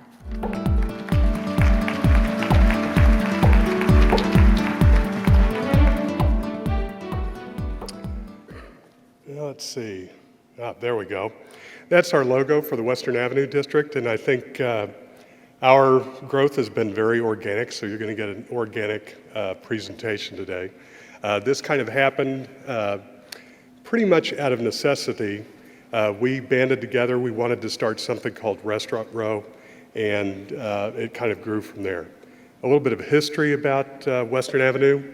It was a corridor between downtown and the city of Britain, and the Will Rogers Theater, which I think you can see the slide here, that was a rendering that somebody told me was specifically for the Will Rogers Theater.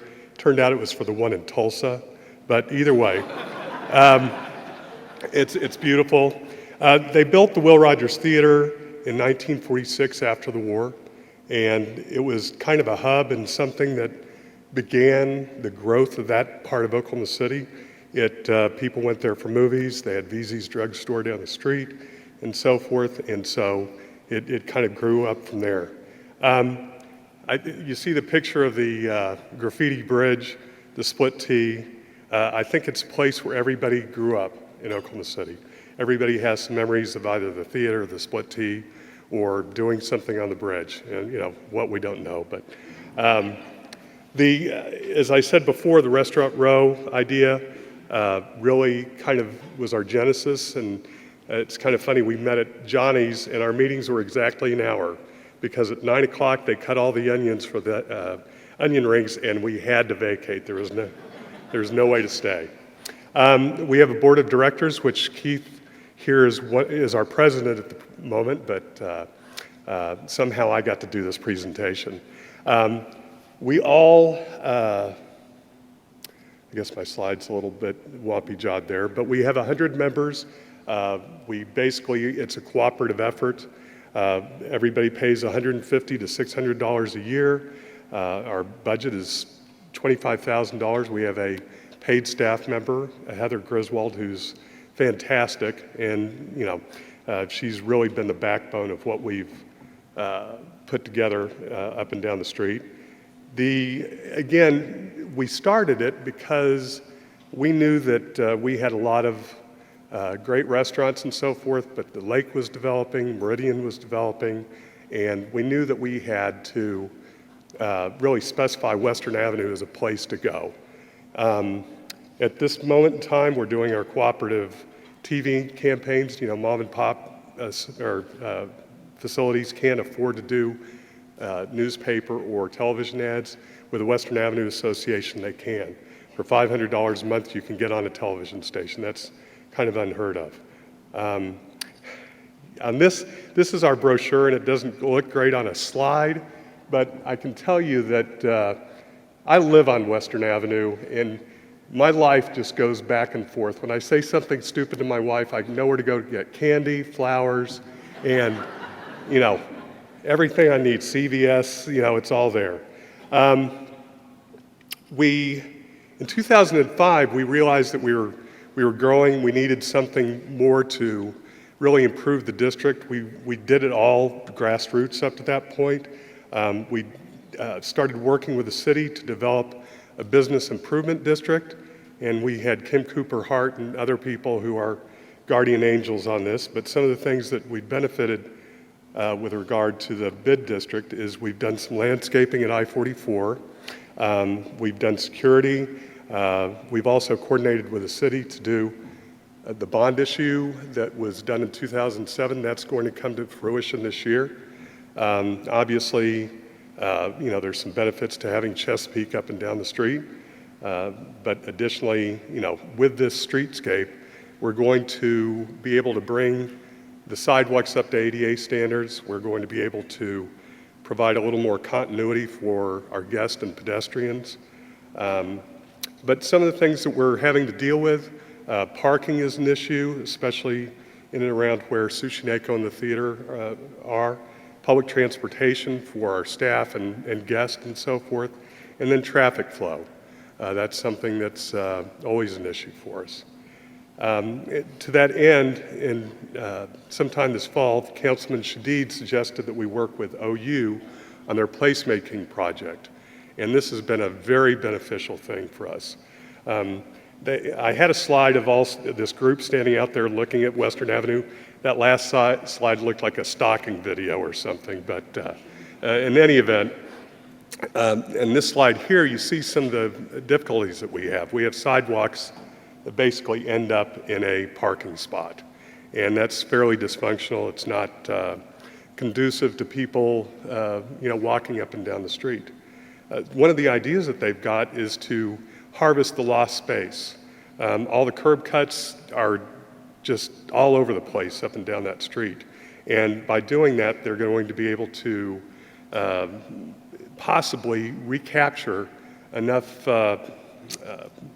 space to put in 200 additional seats for patio guests and so forth. This is a rendering of what we might be able to achieve during the bond issue, and then we'll need some additional funds from the city to do this, but it would be converting the lost space, additional parking, improved aesthetics and landscaping, and so forth.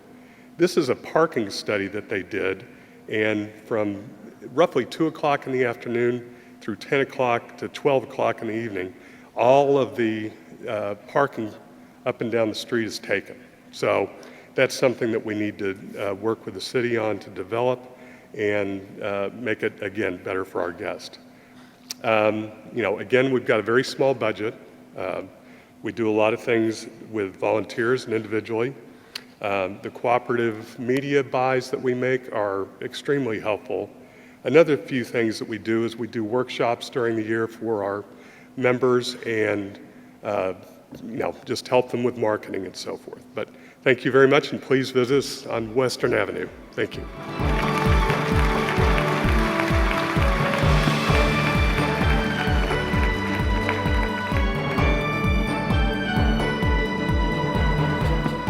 Thanks, Carl. We sure appreciate that. And I know everybody can't wait to go back up to Western and continue to see these improvements. As you talked about the split T, I remember my grandmother and I used to go there when I was a kid. We all have those wonderful memories. Thank you for keeping them alive.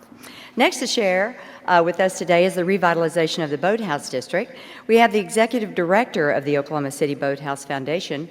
And you know, a way that he's trying to make sure that this is a wonderful place for our families, he's using his own family as the poster family, I guess I would say in this case, so that he can test ideas on them as he continues to try to create an amazing aquatic place for us to have a wonderful aquatic landscape. Mike Knopp.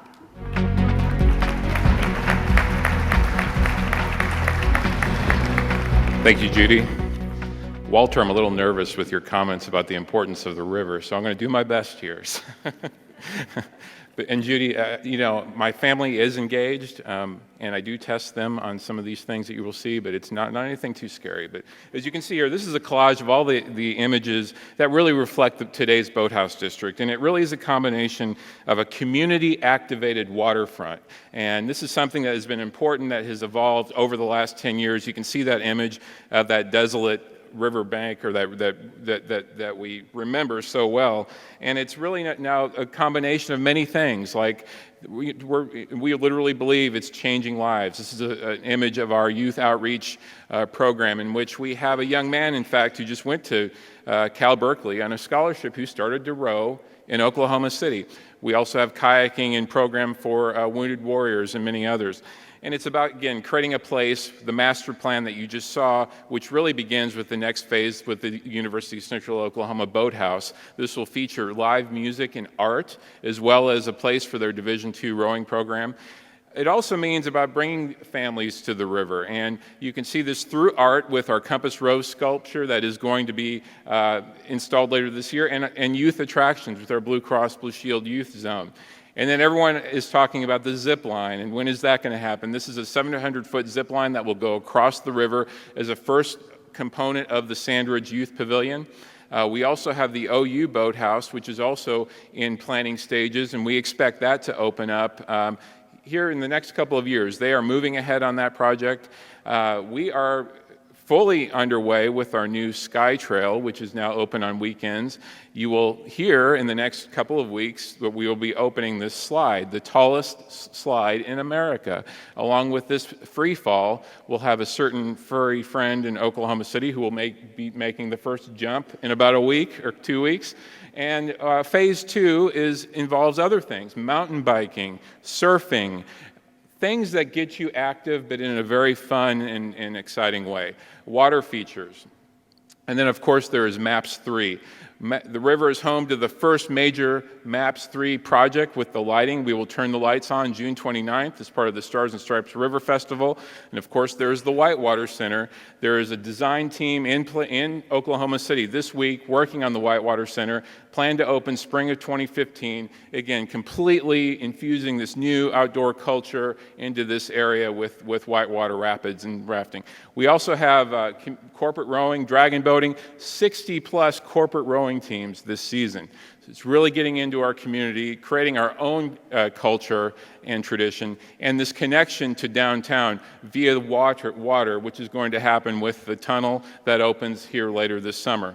We also are creating some new partnerships. We're doing the KJ103 Sky Jam, bringing kids down to the river on a Thursday night, climbing the Sky Trail under the lights to music.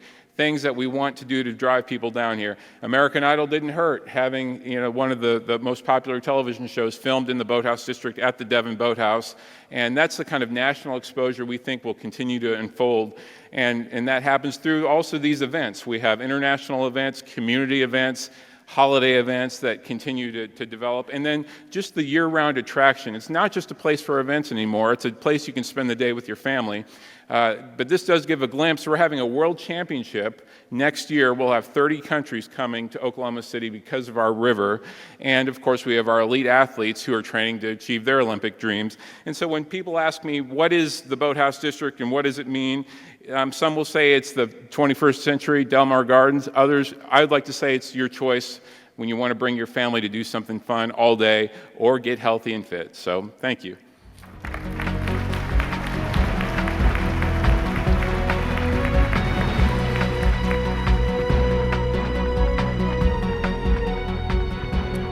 Thank you, Mike. You know, a lot of us get to see Mike fairly often, but you never cease to amaze us with something new that we can hardly wait to do or participate in, so we really appreciate that. For our final lightning round presentation, we're going to hear about the revitalization of Uptown 23rd Street. And not only do we thank you for Cheevers, but I particularly thank you for Kitchen 324 location. I'm really fired up about that. So here to give us an overview of Uptown 23rd is a Good Egg Dining Group President, Keith Paul.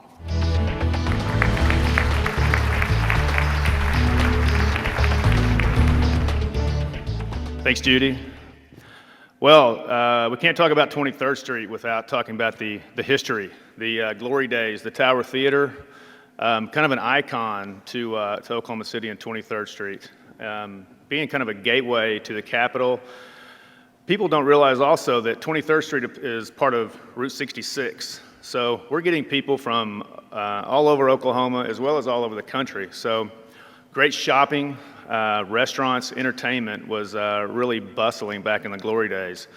You're going to see a few things that remind you of the past here with Oklahoma born and bred companies with TG&Y, had a great store on 23rd Street. C.R. Anthony's started in Cushing, Oklahoma, I think 1922.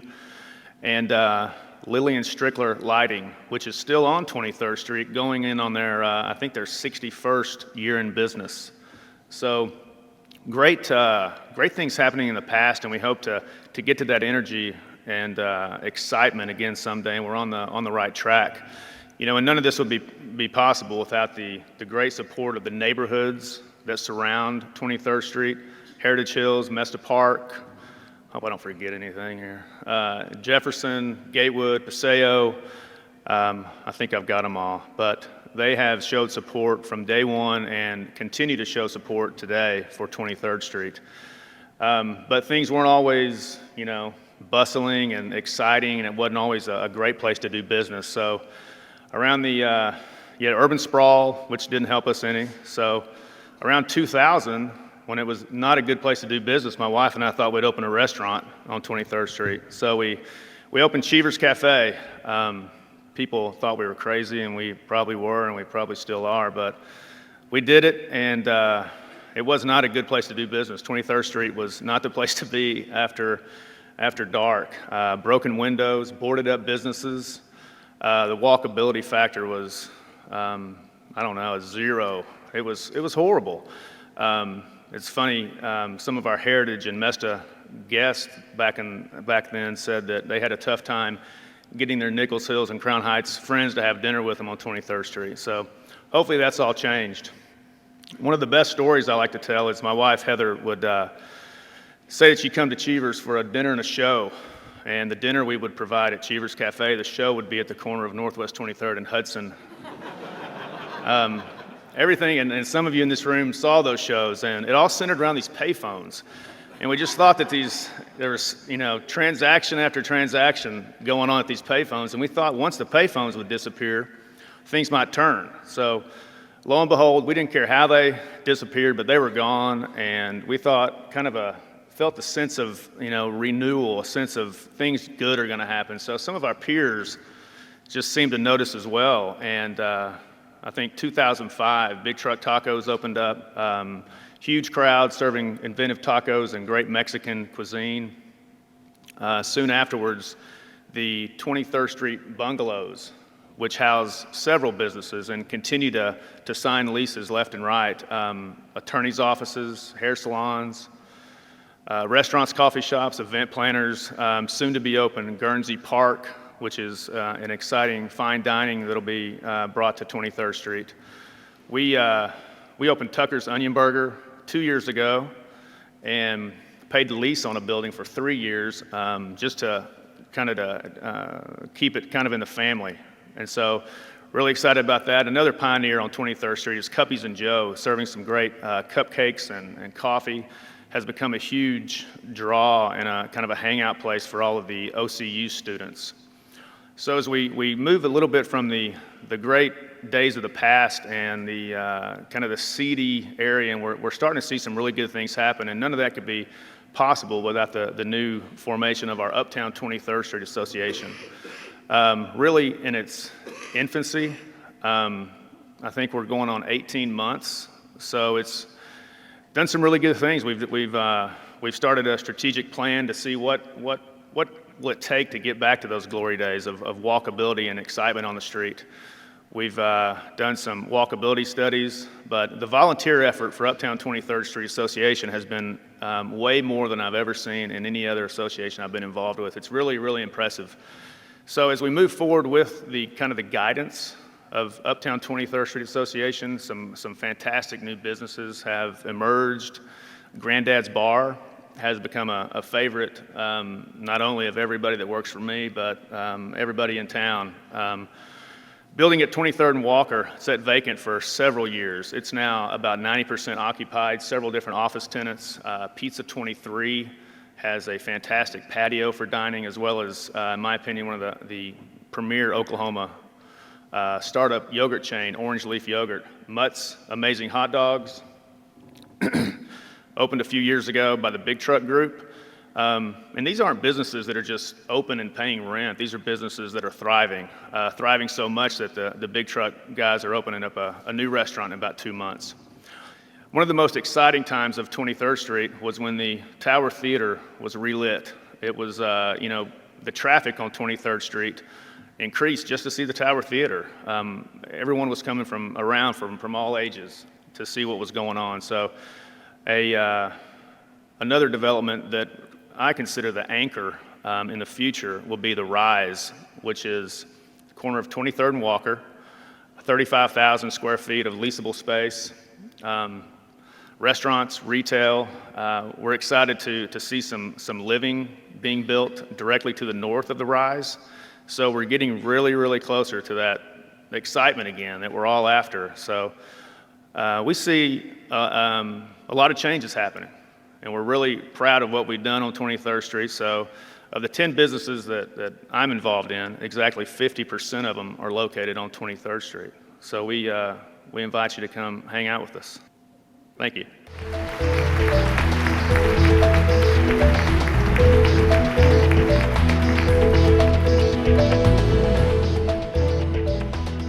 Thank you, Keith. We're really glad that Fort Worth is lost and back in your, glory days, and that you're here with us in Oklahoma City to stay. We really appreciate what you're doing.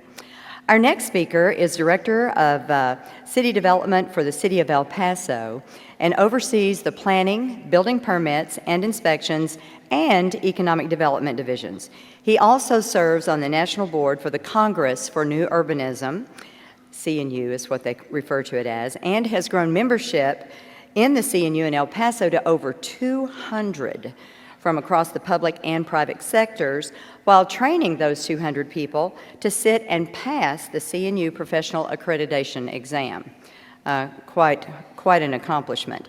Prior to joining the City of El Paso, where I understand he's lived all of his life, he served as the Associate Director of the Institute for Policy and Economic Development, IPED, at the University of Texas at El Paso, where he oversaw research and operations.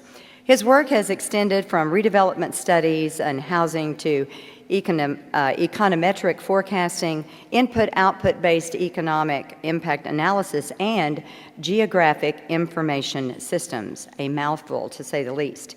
In his final year at the university, he co-led the team that won the Council for Community and Economic Research National Award for Excellence in Policy Analysis for a binational industry cluster study. He is also the 2012 winner of the Groves Award, one of the highest national honors for leadership in the field of planning, and this was awarded by the CNU and Transect Codes Council for Plan El Paso. We also learned last night, having dinner, that he served our country as a paratrooper, so it looks like there's no challenge that he's afraid to take on. So he's here now to bring us information on getting out of the zone and how the City of El Paso restructured to improve development, including form-based code implementation and accreditations through the Congress of New Urbanism. So please join me in welcoming the City of El Paso's own Matthew McElroy.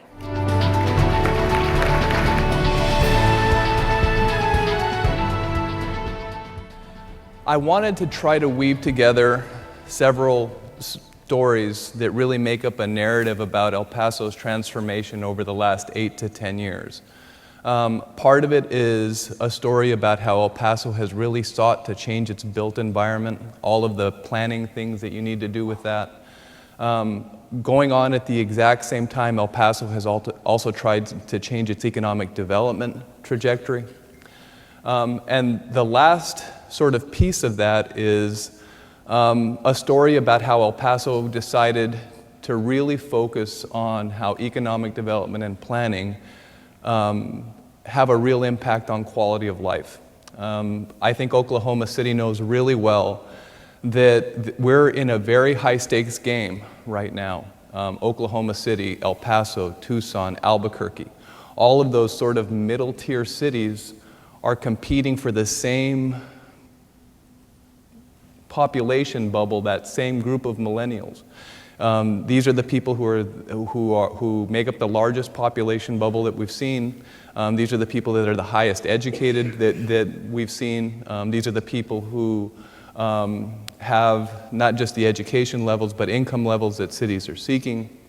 And so when you think about that population group and all of the cities that want to attract those people, consider the fact that 64% of them will choose where they want to live before they find a job, which is a critical piece. Consider the fact that 77% of them want to live in America's urban cores. And consider the fact that by 2025, some 88% of them will be child-free households. And so what that means for cities in terms of how you build yourself, how you create quality of life, how you attract that population, it's a really serious game that we're in if you really want to win that group of people so that your city does well over the long run. And so for El Paso, Oklahoma City is frankly several years ahead of us, and I've been on probably 6 trips up here looking at the different things that Oklahoma City has done to take, whether it was a street idea or a public space idea. We did a little bit of all of those things on our trips. But one of the other things that we learned was about the integration that you have amongst not just your planning functions, but your economic development functions, retail attraction, you name it. And so our story really starts with the 2005 BRAC round. El Paso was the largest winner in the U.S. of the 2005 BRAC round, Grow the Army, those kinds of things. The original projections expected that El Paso's Fort Bliss, which was an installation of about 9,000 people, would get about 28,000 new troops added to it. So we had Science Applications International Corporation come to the city. They did this thing called a growth management plan for us. And the big takeaway from that growth management plan was that the city of El Paso was really poorly situated for periods of rapid growth. We had a subdivision code that had, by default, bad streets, bad design guidelines, lot standards that weren't particularly appropriate for all of the kinds of existing neighborhoods that we had in the city, so it forced people to skip over vacant land. Lots of problems with that, lots of problems with zoning. And so the number one recommendation coming out of the growth plan was you need to redo your comprehensive plan, or all of this growth that you're seeing come from Fort Bliss, you're not going to be able to handle. And so the Department of Defense was kind enough to work with us over the next 3 years. We ended up spending about $3.5 million on a very large comprehensive planning process. We were very deliberate about the kind of comprehensive planning process that we wanted to have. And so we went out and tried to get what we felt were the best new urbanist firms that did comprehensive plans. And we ended up with a fantastic team. If you're familiar with the new urbanism, these are all of the rock stars in the new urbanism. Dover Coal & Partners was the prime on our comprehensive plan. And then everybody that they brought in is the best at what they do, like the Street Plans Collaborative, Urban Advisors, you name it. And so in El Paso, like many cities in the West, many cities in the United States, the real conflict was over 2 development styles. We had a traditional core of the city, our pre-World War II city, portion of the city that included the downtown, and we had the sort of fried egg model of development. We had the traditional part of our city, which was our mixed-use, pedestrian-friendly, narrow street part of the city, and then we had everything else outside of that, which was the worst kind of sprawl that you could imagine, which our comprehensive plan began to try to address. And so when we started our comprehensive planning process in El Paso, a lot of it was about education. The University of Texas at El Paso does not have an architecture program. They have a very good civil engineering program, but not an architecture program. New Mexico State University, which is up the road, used to have a planning program, doesn't have one anymore, but it also doesn't have an architecture program. So a lot of what we did in terms of how we trained city staff, how we trained our private design community, really had to get back to what is the kind of development we want to want to reinvigorate in the city, what's the kind of development that we want to incentivize in the city. And so we started with some very basic things. We have a very vibrant traditional core in the city. And so we looked at what the basic rules were. It's a center, it's a 5-minute walk, it's an integrated street network with narrow streets, it's mixed use, and it's got special sites for special buildings. And so Kern Place is very much one of those neighborhoods that follows all of the rules. It's also interesting in that it's one of those traditional neighborhoods that actually respects landscape quite a bit. It's got very clear edges with a mountain range at the top of the neighborhood. What you see there along the bottom is actually an arroyo where the tennis courts are. That's where when all of the water comes off of the mountain, it actually comes down through that arroyo. The streets, even though they're narrow, even though the blocks are small, the streets actually respect the topography in that area, so you'll see houses at different levels throughout that neighborhood. And so when you think about the best neighborhoods in El Paso, you ask people what those are, they'll point to the Kern Places of El Paso, the Manhattan Heights of El Paso. But our subdivision code, our zoning code, didn't reflect or didn't allow you to do any of those things again, even if you wanted to. Next slide. What we were doing instead was this. This is Far East El Paso. I counted the cul-de-sacs in that one subdivision once, and I think I got to 13. And the cul-de-sacs aren't the only problem in this particular development.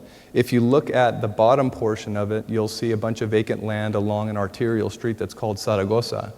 And it's got about 250 feet worth of depth, but it's planned for miles that way. The residential subdivisions with all of their cul-de-sacs have come in, but that 250 feet of depth is also there for miles and miles, which means that entire arterial for the next decade, the next 2 decades, has been planned for nothing but strip center. So you can see the real conflict between those two. We have a traditional downtown, the very much a gridiron street system. Traffic works great, not a whole lot of traffic problems because of all the benefits you get from that kind of a street system. So after World War II, though, like many cities in the West, El Paso was very much that automobile city. We grew at the edge, we grew at the edge, we grew at the edge, adopted development rules that made it really easy to develop at the edge, but impossible to do anything in the downtown or in the traditional core of the city. And so the real focus that we went through as part of the comprehensive plan was to refocus on what we call the city's, the core of the city, the pre-World War II city. Next slide. And this is a diagram from Leon Creer that really is sort of a metaphor for everything that we did. The diagram on the top is El Paso. It's many, many cities in the United States where you have a downtown and then everything outside of your downtown is this single family detached. What Creer argues, what a lot of new urbanists argue, is that the more sustainable development pattern is the diagram that's on the bottom. Take what's best in your city, what's best in your city in terms of density, in terms of mixed use, in terms of a variety of housing types, and replicate that. And that's what worked through our comprehensive plan. El Paso actually has several of these, what we call city centers. And each of these places that we replicated that were the best of El Paso are all connected now through bus rapid transit or streetcar, which I'll talk about in a second. And so our comprehensive plan has lots of things in it that really reorient the city's built environment towards quality of life, towards economic development. And one of the really interesting things that you don't typically see in comprehensive plans is there's a very large health chapter. If you've been following planning lately, there is a relationship between the built environment and health. If you build places that are not walkable, if you build it primarily under the sprawl model, there's basically what's called a meta-analysis that was published in the 2007 Journal of Epidemiology. And the authors of this particular study looked at all of the previous research, selected the 20 best studies that were rigorous enough and controlled for diet, and they controlled for age, and they controlled for all kinds of things. And so after all of that, 17 of those 20 studies suggested a clear and statistically significant relationship between the built environment and a person's health. So if you live in an unwalkable place, if you live in a built environment, that's not conducive to getting out and doing things, you're more likely to have type 2 diabetes and you're more likely to be obese. And so the big ideas in our comprehensive plan, complete streets, transit-ready mixed-use development, a real focus again on downtown and public spaces, and then a real focus on building well, particularly for city sites. Next slide. And our planning process is one that's probably won every major planning award already. The only national awards we haven't won, we were disqualified from because people on the jury were people who participated in the comprehensive plan process, so we're not allowed to even submit until next year. Next slide. And so our process was a very public one, and this was an important piece of the process, not just from a planning process, but from an economic development standpoint, because we wanted neighborhoods, we wanted developers, we wanted TxDOT, we wanted you name it, to feel like they had some say in the plan, or the plan wasn't going to have any stick once it got to actually making people do the things that existed in the plan. And so those are our stakeholder groups. Anybody that we could invite, we did invite, and then over 18 months had meeting after meeting with these folks. And the planning process that we went through was one where we had large charrettes. We were planning your neighborhood on a Saturday at your elementary school. And the interesting thing is, if you go to a TxDOT meeting and they're telling you they're putting in a new highway or they're upgrading an arterial, you go to their public meeting, there's 3 people there. When we started having these charrettes and doing these neighborhood planning meetings, there were 100 people there. And there were 100 people there for 4 hours redesigning their own neighborhoods, talking about where they wanted streetcar, talking about where they wanted bus rapid transit. We also had an open design studio, so for 2 weeks the design studio was open and you could come in and redraw your neighborhood, redraw what you imagined as part of the city's comprehensive plan. We also understood that developers had been making money for a very long time under a very set way of building in terms of tract housing or production building. And so a lot of what we had to do was rework with developers how it is, or reintegrate with the development community in terms of explaining what we were trying to get in terms of development. And so all of the consulting team actually sat with developers, took vacant land that they had, and actually redrew all of their plans to show that they not only could it be done, but they could make money doing it. And that we had a comprehensive plan advisory committee, diverse as well. Next slide. Part of our public outreach really focused on getting people to understand what smart growth was, what smart code was, because again, it was an education process. No architecture schools at either NMSU or at UTEP, and smart growth was this really fuzzy term that sort of scared people, particularly in a red state. And so we spent a whole lot of time through every venue that we had educating people that it really meant, what it really meant in terms of tax returns to the city, what it really meant in terms of health. And so whether it was newsletters or op-eds, you name it, we tried to get out as much information as we could. And so when I say that we tried to draw every neighborhood in the city, we were deliberate about that. We ended up drawing over 40 square miles of El Paso. All of those places that you see, there were charrettes that were held in those areas, showing people how if they lived in an existing neighborhood, that neighborhood, how might you retrofit that neighborhood? If you lived in a cul-de-sac, could you put in a pedestrian pathway towards a connection with another cul-de-sac so that it was easier maybe to get to the corner store? Could you change park design standards so that the park wasn't just a leftover scrap of land, but could really become a central part of a neighborhood? And so as we had the charrettes, we wanted to make sure that all parts of town felt like they were included. Cincinnati Avenue and North Mesa Street is one of the entertainment districts in the city of El Paso. It's got the old Gridiron Street network. And what you can see in the picture is that over time, what used to be street-oriented buildings, particularly along Cincinnati Avenue, as new buildings came in, they sort of broke the form of that place. They went from street-oriented buildings to strip centers. And in many cases, when they went to strip centers, there were no sidewalks, there was no landscaping, but landscaping in a way that at least got the street right. So these places, even though it's an entertainment district right against a university, it really became a place that was really hostile towards pedestrians. And so we talked about, if you really want a vibrant university district, what are the kinds of things that you need to do? And so we planned all of these places around the city of El Paso in real detail. So this just shows what happens when you begin to put the buildings in the right places. Cincinnati Avenue goes from a strip center street to really the kind of entertainment district street you can imagine. Next slide. And this is it today. It's got some of the pieces in place, like the parking garage, but the rest of it is strip center America. Next slide. And this is sort of the master plan for it. This is a several hundred acre rezoning that's actually going to the city council in June. Because you couldn't build this today under the development codes that are in place for this particular area. All of it's actually being zoned to the SMART code, and there are a number of economic incentives that come with building the right way that I'll talk about here in a second as well. We did the same thing for downtown.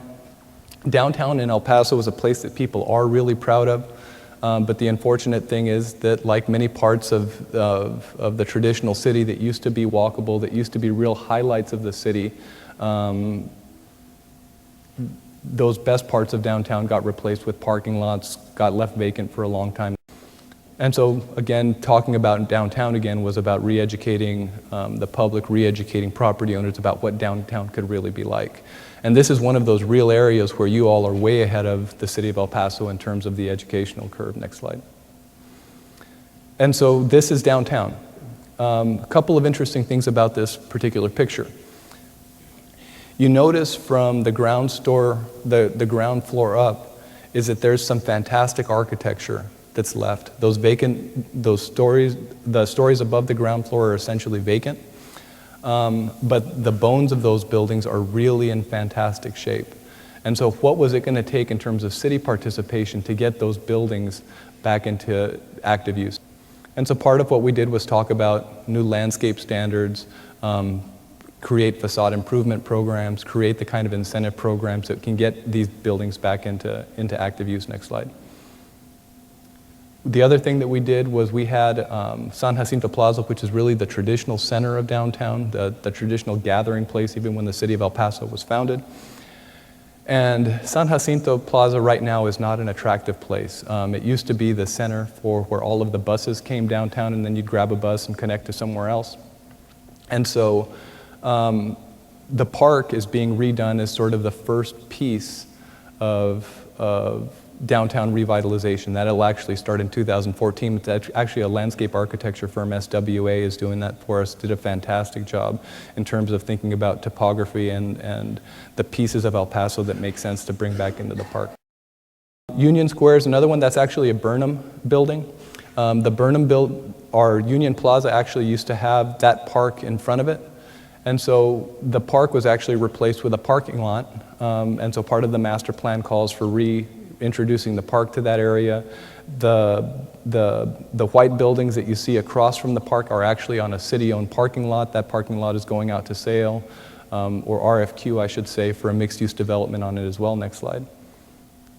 We changed our park standards. This was the default park that you used to get under our subdivision code. Basically, you got turf and irrigation, and that was it. And so one of the things that we really thought about in terms of what we wanted for our new neighborhoods, because understanding that you're always going to have new housing, is what is the kind of public place you want to have in your new neighborhoods. And so we changed our development standards to get away from that default park, to have this as the default park type. Not only could you do smaller parks and more varied kinds of parks, we also changed the amenity package that came with the park to include things like gazebos, street trees, those sorts of things. Next slide. And then in new neighborhoods, it was also very difficult to do anything mixed use at all. So we had to change our development codes to allow things like row houses to sit on the same block with single-family detached homes, or apartment homes to sit on the same block with single-family detached homes, to allow things like accessory dwelling units. Accessory dwelling units are extremely prevalent in the city of El Paso, in the traditional core of the city, but had been abandoned sort of after 1945. And the most vibrant neighborhoods in El Paso actually have those accessory dwelling units. We've reintroduced those so that new neighborhoods can use them as well. And so some of the things that we used to require, like that default park that got nothing but turf and irrigation, is the traffic sewer street. When we went out and took this picture, we waited for a long time hoping to find somebody that's actually a Photoshop person, theoretical pedestrian, not a real one. And so one of the things that we did was look at requirements like this that cost developers a whole lot of money to build and try to add value back in so that we could get the kind of development that we wanted. And so one of the things that we did was we now require street trees along arterials. You can see that begins to make a little bit of a difference. We also prohibited homes from facing arterials. And so what we've allowed homes to do is to face arterials now. Rock walls are sort of famous in El Paso, and so if you add some permeability to those rock walls, you begin to create a different place. The other thing that we do is we now require landscaping in the parkway, so you can see what kind of a difference that makes. We also used to prohibit parking along our arterials, and now we allow parking along our arterials if you meet those design guidelines. And you can really see a stark difference between that traffic sewer street that we used to require and what you can get if your development codes just allow it. And so when I talked about that diagram earlier, the Leon Creer diagram that says take what's best in your city and replicate it so that you can build nodes of density, so that you build more sustainably in your city, the way that we've done it is connect those nodes through bus rapid transit. So you can see that each of the yellow dots on that map is one of those areas where there will be one of those Leon Creer replicated areas. And the reason that we've had to build out our BRT system this way is El Paso is split right down the middle by the Franklin Mountains, and then has another split in it from Fort Bliss. And so those arterials basically run between the splits in the landscape. And so these are our TODs. These are TODs that are in the RFQ process now, looking for developers or under construction. Next slide. Northgate was a dead mall, is a Grayfield redevelopment project. This RFQ actually closes on June 5th. There's a complete smart code master plan that comes with this. Next slide. And so it's, rather than be the dead mall has actually been torn down already. It'll have a BRT station in it. Mission Valley is another one. This is another one of our, what we call our traditional city centers. And that place will be redone as a TOD as well, again tied to BRT.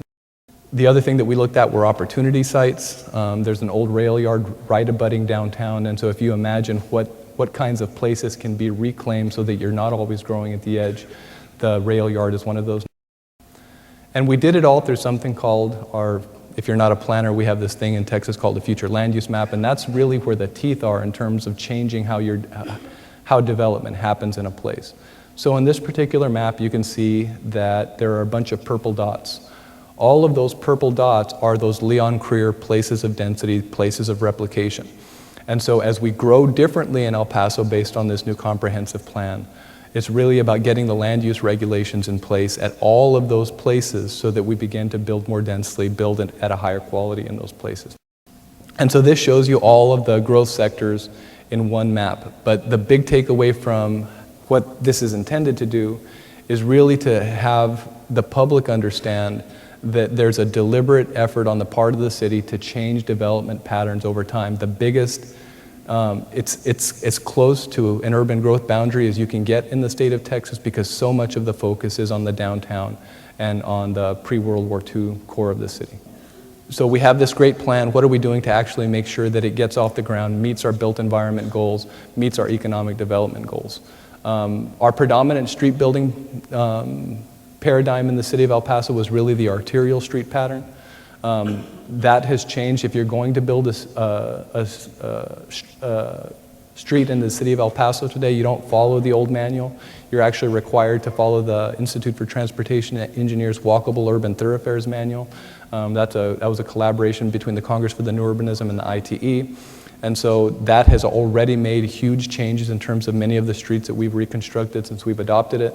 We've changed the subdivision code to, by default, get the kind of mixed-use neighborhoods we want as opposed to developers having to take all kinds of risks and hope that those plans would get approved. We have a new landscape code. The focus of the landscape code is always get the street right. Always get the street trees, always get the sidewalks. If it's not a street-oriented building, there's what we call a frontage buffer to separate pedestrians from the parking lot. But if you do decide to do the right thing and do a street-oriented building, you get a 60% credit in terms of the amount of landscape that you have to put in. The big pieces that we've also focused on are adaptive reuse. We didn't used to have the International Existing Building Code adopted and locally amended. We've adopted the International Existing Building Code to make it easier to reuse older buildings, to transition older buildings to new uses. And looking at how developers are actually using the IEBC, we've been able also to save them a ton of money to get some of those older buildings back into use. The other thing that's unique about the city of El Paso is we own thousands and thousands of acres around the city. And so the other thing that we've done, and I mentioned that urban growth boundary earlier, when we do grow at the edges, the big change is that when we do grow and it's on city-owned land, it's going to be what we call smart code compliant. It's going to be mixed use by design. It's going to be more dense by design. It's going to have centralized civic places by design. It's going to have low impact development by design. Again, and those are the thousands of acres that are owned by the city. But we couldn't have gotten there without getting people to think the same way about development. And so the city of El Paso, when we would come in with one of these developments, the fire department would say no, or Department of Transportation would say no, or environmental services, which is trash pickup, would say no. And so frankly, we had a couple of bad developments go to city council that got blown up, and the city manager just said, I'm tired of seeing this happen at council, how do we change it?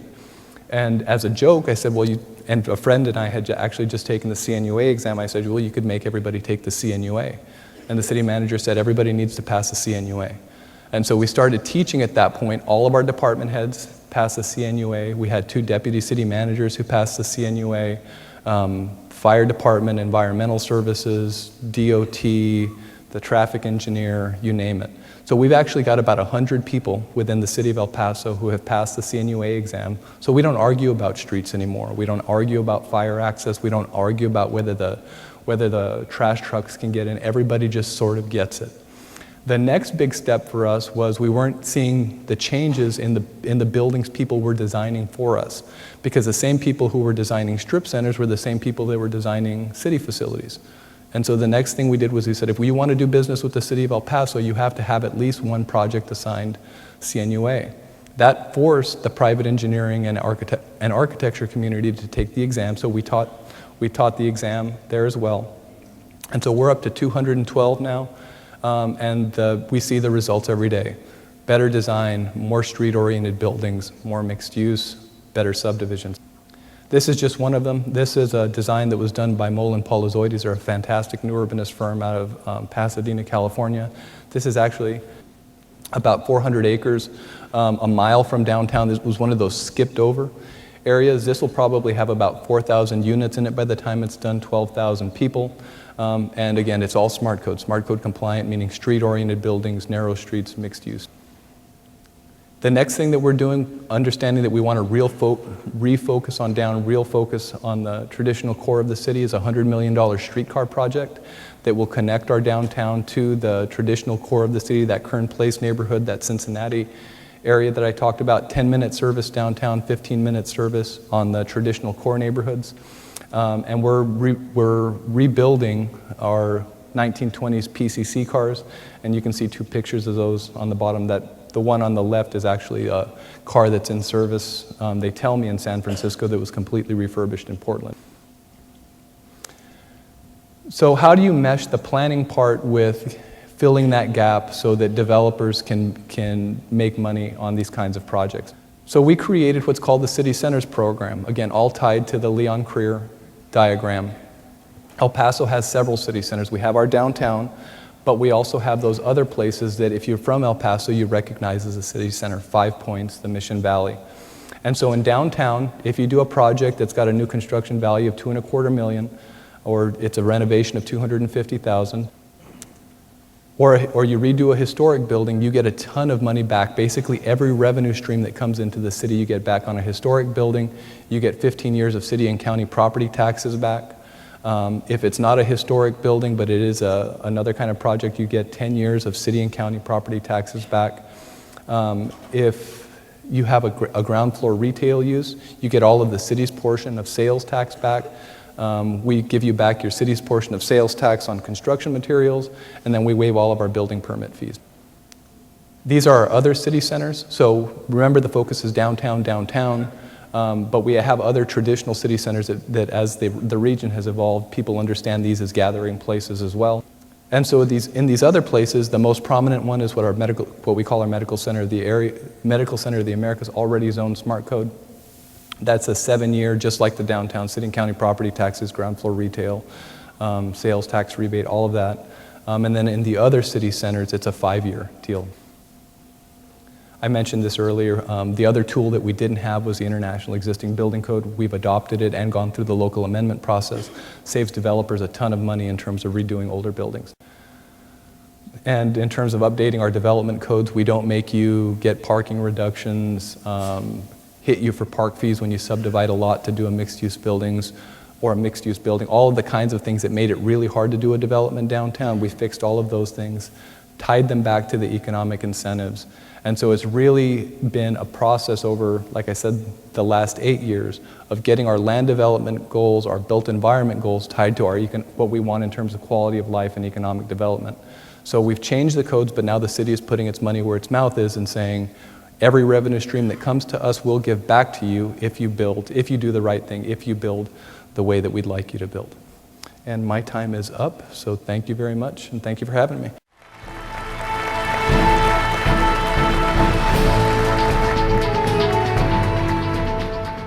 We're going to now move into the next segment of the Mayor's Development Roundtable. It's basically what we call the Super Panel Roundtable discussion.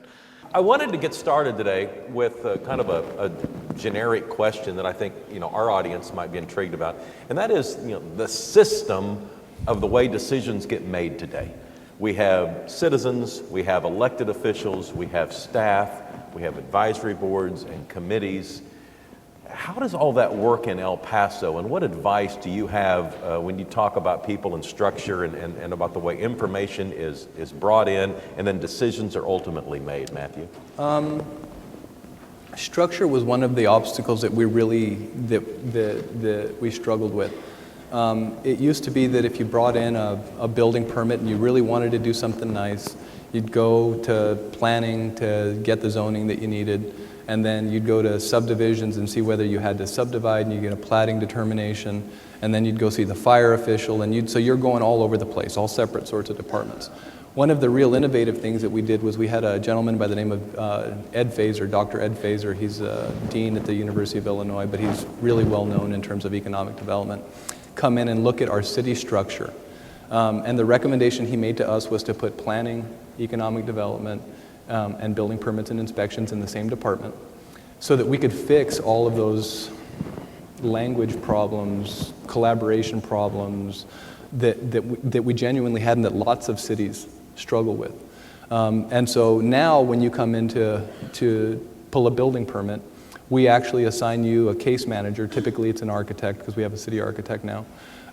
Typically it's an architect, and that architect walks your plan basically through the entire permitting process. And so not only is she responsible for walking your plan through the entire permitting process, she also tells you up front whether you qualify for incentives.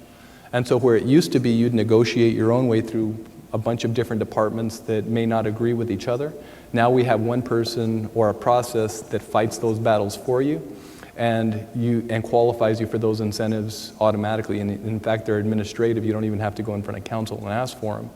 And so that's really taken the conflict, the uncertainty out of a lot of it. We don't get it right all the time because it's only been around for about 8 months, but we're seeing really dramatic changes in terms of what it means in terms of what we want as a built environment goal.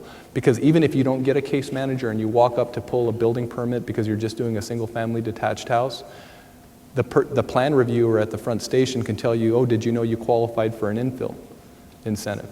And then we hook them up with economic development and they do the paperwork administratively. So process has been a struggle for us, but I think we have the right structure now to really get the kinds of goals that we want in terms of development.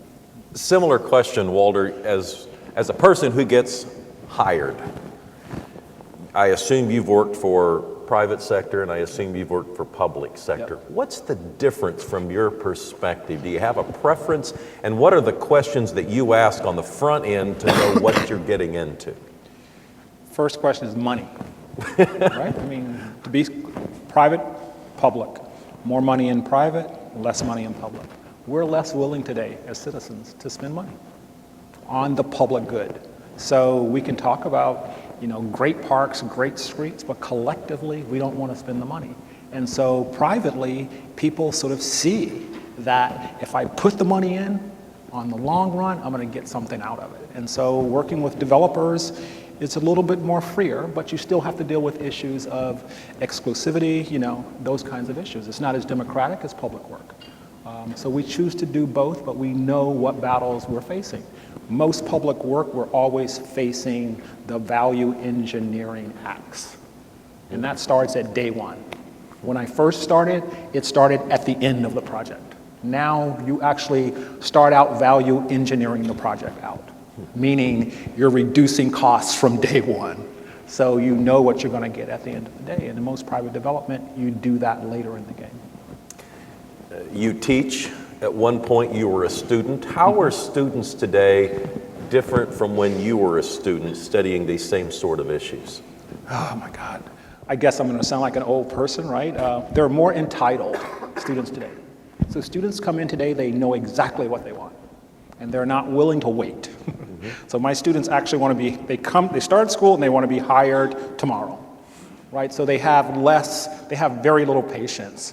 But I do think the students are more in line with a lot of the issues today because they're facing a lot of those issues, like jobs, like money, like housing, like transportation. All of these issues, I think the students, they understand it because they're living it. And so a lot of our students already, they want to go into transportation, they want to go into housing because it's affecting their lives. And that's a big difference between my education and theirs. When I was coming up, those issues weren't as, they didn't enable me the way they're enabling the students today. Matthew, as a person who is a member of the staff, you in some cases are caught in the center of this cookie in which you have the general public who is indirectly or directly paying your salary. And then They remind me of that on a regular basis, too, as they scream it at public meetings. I've heard that, too. And then you have elected officials who are directly or indirectly in regard to the hiring of you and have some say in your career path. How do you weigh those two variables as a staff and stay true to your principles? How much weight do you give the general public? How much weight do you give the elected officials who might in a hierarchy be above you in a chart? We're lucky in that we have a city manager form of government, and so fantastic city manager, and she's created a really strong brick wall between the political side and the administrative side. But once our city council and mayor make a decision and she gives you that football, we run with it as typically as hard as we can. And so I wish I could say that we made the public happy all of the time. But in the form of government that we have with a city manager, it's really easy to get a majority direction city council and then just run with it like crazy. You can't make all of the public happy all the time. We certainly try, and we try to be inclusive. But at the end of the day, we have to make a decision on whether to permit that Walmart or not, or to incentivize that program or not. And unfortunately, a lot of the times you don't get 100% buy-in on those. Yeah. Walter, we talk a lot about design, and you talk about placemaking a lot. If you look back at the 20th century, we'll start the clock at 1900, we'll end it at 2000. What were some of what did they get right? What did they get wrong that is being addressed today, either we're benefiting from or we're trying to fix? Okay, I'm a little biased again. Modernism did happen, right? The 50s did happen. I think if you look throughout the last 110 years, there were some amazing adaptations to place that happened. Because if we look at the end of the 19th century, we had, immigrants coming to cities just bustling. And I would say one of the biggest issues that happened was we put our industry in the wrong places. First of all, we put our You mean industries. put factories on the We rivers? put factories right on the rivers. We put along the bay. We basically put our work in places where we shouldn't have, because most of our cities were actually developed in places where they shouldn't have been developed, because they were at risk, right? And so if you look at most cities who are in riverine areas, bay areas, now when we talk about, sea level change and all these issues, they're going to have a major impact on these places. So I think we do have the benefit now, though, of understanding place again through the landscape, and understanding that if we make those same decisions today, how do we make them differently? And what you're seeing is those post-industrial landscapes are becoming fodder for giving us a new, a new cycle in that landscape. And what I mean by that, when the factories close, you're not seeing a lot of cities putting factories back. They're becoming parks. They're becoming places in which you can deal with the ecology of the area. So I do think we're learning on that issue. I still think one of the biggest mistakes that we're still following is the automobile. We're still chasing the car. And Giancarlo Di Carlo, this amazing Italian architect, told me once, it's like, they still have 4 tires, the engines in the front and the back, they still look the same. So we're still making the landscape for these things the same. And until we get over that, we're going to always live in landscapes that look like that they're driven by the automobile. No matter how many code-based, requirements we have, the car basically shapes our environments. And in cities where the car is subservient, it's completely different. It's completely different. And we do have some of those places in this country. We still have a few of those. When did we start to make mistakes about the way that we interacted with neighborhoods and the way that neighborhoods were designed?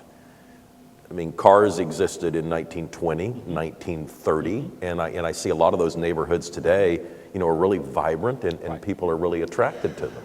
Well, some would argue that we had a kind of multi-modes of travel. We still had trains, we still had streetcars, and so we had a diversity of modes of moving around. And so development could follow those modes. But slowly, as the automobile sort of industry kind of killed a lot of that, so a lot of the rails were basically completely asphalted over. You basically had development then going only towards a single source, and that's the automobile. Now, as you're seeing trolleys, it's interesting, I find that people are like excited about trolleys. It's like the streets, the right-of-ways are still there, right? And that thing, once you remove it, the automobile takes over. You put it back, now you have to negotiate, and you could come back in with different types of development standards now and say, you can do this now because you have multimodal travel. Yeah. Matthew, you talked a little bit about the master plan, the creating the plan for the city. Oklahoma City is going through that same process as well. Speaking from a planning perspective, not necessarily El Paso's experience, but from your perspective, what should this audience know and understand about a plan? What are the important take-homes from a plan? I think the biggest take-home, the biggest expectation you should have going into it is, we had a lot of people say it's just a plan. You can't go into it that way. It's a tool that you need to stick to if you want to affect change in the place that you live. And so if there's any lesson that we learned, because we have people coming asking for amendments now, that they liked the pictures and they liked what they thought they'd get out of it, but now I've got somebody who's ready to build a McDonald's on it today as opposed to what the plan shows. And so as you build your plan, make it a public process, but make it a public process where people understand that you're sticking to it to get the built environment that you want. One of the elements that I see in our plan that we're living through today that was created and then evolved through the years is this issue of putting density on the perimeter of the city. We allow large apartment complexes along the interstate rings that go around the city, sometimes beyond the interstate rings, and it seems to just fly in the face of this need for density to provide an efficient city, to provide public safety, to provide public transit. You need density, and yet we've allowed ourselves to come up with plans that allow for this density out there. Does El Paso's plan have those same elements to it? And how do you feel about trying to change that if you feel that we should? El Paso's plan does address that. But garden-style apartments near the interstate are just as bad a sprawl as nothing but single-family detached subdivisions out by the interstate. And so I think that what we did was we had to change our land development codes, frankly, to discourage that kind of development, and it's been a hard transition for some folks. And so until you say that we don't want that anymore or as much, and it's gradual, it's incremental, you're not going to see real changes or because they're competing with every building that you want in Bricktown. They're competing with every multifamily project that you want in downtown. And so when you sort of come to that realization, that gives you the impetus, the force to change land development code so you can build garden-style apartment, garden-style apartment, garden-style apartment right next to the interstate exit. Walter, in this city, and speaking very generally here, we've gone through in the last 100 years where we pretty much built this city almost overnight. And then, things fell down, things burned down, and eventually in the 1960s, we purposely tore things down. And I think coming out of that, we're in a generation now where there's this feeling that you shouldn't tear anything down, you shouldn't demolish anything. And is that an oversimplification of addressing the misdeeds of the past? How do you deal with when a city is faced with an issue of, do we tear that down and put something in its place? Well, as you said, it's a reaction, right? It's a reaction to the kind of entire sort of eradication of places in cities. And I think the reaction, you can sort of see where it comes from. I mean, a lot of us at Berkeley, we've thought long and hard that maybe there should be a 1/3 rule, right? What does that mean? 1/3 rule, if you're designing anything, right, you got to keep 1/3 of what's there, right? It doesn't matter if it's new or old, but that means that you're looking at that place in a very specific way. And it was it was in a conference where we were talking about even where there's let's say a bad building, a dilapidated building, we don't look at any kind of opportunity there. It's a bad building, let's get rid of it. But there might be some opportunity for reuse of materials, but there's just a different way of thinking about it. And hopefully, as we move more into what I think a sustainable and more ecological era, where we're actually paying more attention, to sort of the ecology of a place, that a lot of these things start to creep into some of these standards, where you can't just tear something down and put it in a landfill, right? Because we're running out of places to put it. And so we're really looking at more creative ways of thinking about reuse. Reuse is not just preserving something, but it might be taking those materials and using it somewhere else, maybe in the same area. So that I talked about palimpsest earlier, this idea like Rome, if you go to Rome, you can keep going layers and layers. And I asked the guy, how did Rome get all these layers? He goes, well, when you tear something down, you just spread it out, right? They just sort of spread it out and it becomes ballast for the next layer. And so it was a very interesting way of thinking about city building then, that the city is constantly, growing in layers. And so I think that that's an opportunity that we can begin to sort of look at preservation in the same way.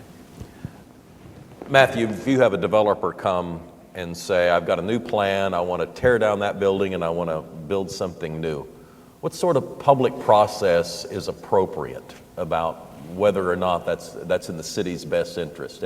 And what's your role as a planner in trying to help determine for the community the best next use of that property?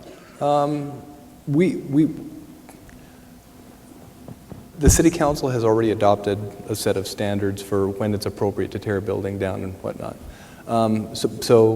Okay. That's my official answer. So let me take a step back from that. Okay, go ahead, and then I have a follow-up. And so, I was actually trained as an economist, and so while I'm preservation-minded, one of the things that I think that cities need to take a long, hard look at is whether or not their historic preservation standards include an economic hardship provision, and they typically do. What are the rigors of that economic hardship threshold so that you can say, look, it's going to cost me $400 a square foot to redo this building, lease rates are this, I'm never going to make money off of this. this building. And so what I think should happen is that you should do that careful kind of economic research for the building owner or with the building owner, so that so that the city really makes a data-based decision on whether or not that building really has a future or not. We had a building called the Muir Building in El Paso that was designed by Henry Trost, one of the foremost architects in the Southwest. You could still see sort of little remnants of his design on the very top floor of the building. But the building had been a Payless shoe source. The facades had been ripped off, stuccoed over, windows replaced, the inside gutted. It was a shell of really what it once was. And so we went through that economic hardship sort of decision-making process, and there was just no way to get the economics right for that particular building. And so sometimes we will hold, sorry to the preservationists, people who own old buildings to a very unfair standard where they'll never be able to make a profit off of that building. And so right now we make those decisions a lot based on emotion, but there needs to be a more rigorous process that not just El Paso, but that other cities follow in terms of whether or not a project really pencils out in an old building. Well, you touched on my follow-up question. And so there's this intellectual issue with should this next use involve the demolition of a building? And then there's this emotional use, this holding on to something that was once considered sacred. At one point, this design was considered valuable to the community. Why should we toss it away like we might yesterday's newspaper? Walter, how do you deal with that intellectual/emotional issue as a person who cares about urban design? Not well. No, because it's it's what you talked about. I mean, it's, you see, like your parking garage downtown, right next to the hotel I stayed. You can look at that and go, wow, that's a behemoth, that's awful, get rid of it. But on one side of me, there was a period of time where we thought that those were beautiful buildings. And there's something about being able to have that in our lives, that we don't all agree on the same thing. Like I said, modernism did happen. There are certain things in the 20th century, in our lives that I would like to see them around more from an emotional point of view. They might not pencil out economically, but I don't think everything needs to pencil out. I think our memories, those are our shared memories. The gentleman who was showing the bridge earlier, and I saw people like going, yeah. But that kind of emotion is civitas. That's about being a citizen, being part of a community. So sometimes you have to basically, sometimes things don't pencil out. And so here's the part that I would add to that. When they don't pencil out, are there cases where it's such an important building or there's so much history with it and it's important to the public where then a government can play a role to close that gap to make it a meaningful project? And it's that kind of a dialogue that often gets lost in the emotions of this building or that. And could I just add? Yeah, sure. And also there are people in the community that care, and I think in America we're probably one of the only places where private individuals care enough to basically invest, right, in some of these dreams. We're working on a Sears redistribution center now, 1.5 million square feet in Memphis. There's like 8 of them in the country. What do you do with these things, right? And it's been sitting fallow for 20 years. And a young art historian said, wow, beautiful building. So he's the project manager. It's a wellness center, a high school, an art center. So it's just this kind of creative problem solving that's not coming from government, but it's actually coming from the community. And I do think there are opportunities for that. And we've always had that legacy in this country. Question from the audience. Since Oklahoma City cannot control property tax, how can we do what El Paso did? In terms of the incentive packages, we were lucky in that we basically stole all of that idea from Stefanos Palazoides, who had just finished the adaptive reuse programs for the city of Los Angeles and the city of Fresno. And the answer is look at the revenue streams that go directly to your governments and what governments have the ability to rebate that to the property owner. So I don't know whether I imagine you have some portion of sales tax that comes in, we rebate it back. Mm-hmm. If you don't have property taxes, what are the other revenue streams that you can turn around and return the increment back to the property owner to help the project pencil out? discuss form-based codes and their role in economic development. Form-based codes get you quality of place and they get you quality of life. If you haven't adopted a form-based code like the SMART code, adopt one. Form-based codes, economic development. I would agree. I mean, they really allow you to make very clear decisions for the betterment of place. I would add one thing, though. I would say they should be landscape-based. I keep coming back to it. What I mean by that is one of the things I think that's missing from a lot of our form-based codes is the place itself. You know, that again, if you're building in a chaparral, it's different than building in a coastal plain and different than building in a delta. And if we don't get that correct, it doesn't matter how beautiful the design is. There's an interesting ongoing debate between the landscape urbanists and the new urbanists that Walter just sort of touched on. But the good thing is that we're all urbanists and we're really all focused on better development, better quality of place. And the new urbanists, I think, have learned a lot from exactly what you talked about in your talk, in that one of the first things that a good new urbanist firm will do now is look at the traces of the landscape so that those places that Mother Nature has told us shouldn't be built on don't get built on. And that's sort of a new increment in how it is people do new urbanist plans now. You've not had a chance to look around Oklahoma City much, but I do know that on the day you and I spent together, we spent 8 hours in the Finish Line Tower on the river working on our project. Opinions about what you saw on the river development. On the day we were there, there was a mid-level regatta taking place, and you were able to kind of view what we had on the river development from this perch. Go ahead. It's amazing. I mean, you know, blew us all away. I mean, to be up on this perch for a full day and see the citizens and athletes using an amenity like this, you know, it's just pretty mind-blowing, you know, in a place like Oklahoma. Meaning, I'm from the coast, you know, and you come to the Midwest and you expect a certain type of living style. And I would say you guys have embraced contemporary living, exclamation, exclamation, exclamation. You're not looking back as much for trying to create who you are. You're very daring. I think the architecture that you're building here does not try again to pay homage to the past. It's really about making and saying that this is a new time and place. And I think I can't think of any other urban place right now that has this kind of spirit. You know, it's a spirit. It's kind of fearless to a certain degree, and I would just applaud that. Oklahoma City went through an extended period of time where we had this huge ditch in the middle of the city that we called the river. And now as I travel, and water issues continue to evolve, I see other cities facing this that maybe have never faced it before. And, you know, I thought it was unique to us. And now I'm concerned that it's some new trend as water gets diverted, you know, for what might be considered some sort of better use. This frightens me as a person who cares about cities, that we may have more and more American cities who are faced with this big ditch where water used to be. Is it enough to build dams and say we're going to make river lakes, or are there other things that we should be concerned about or doing?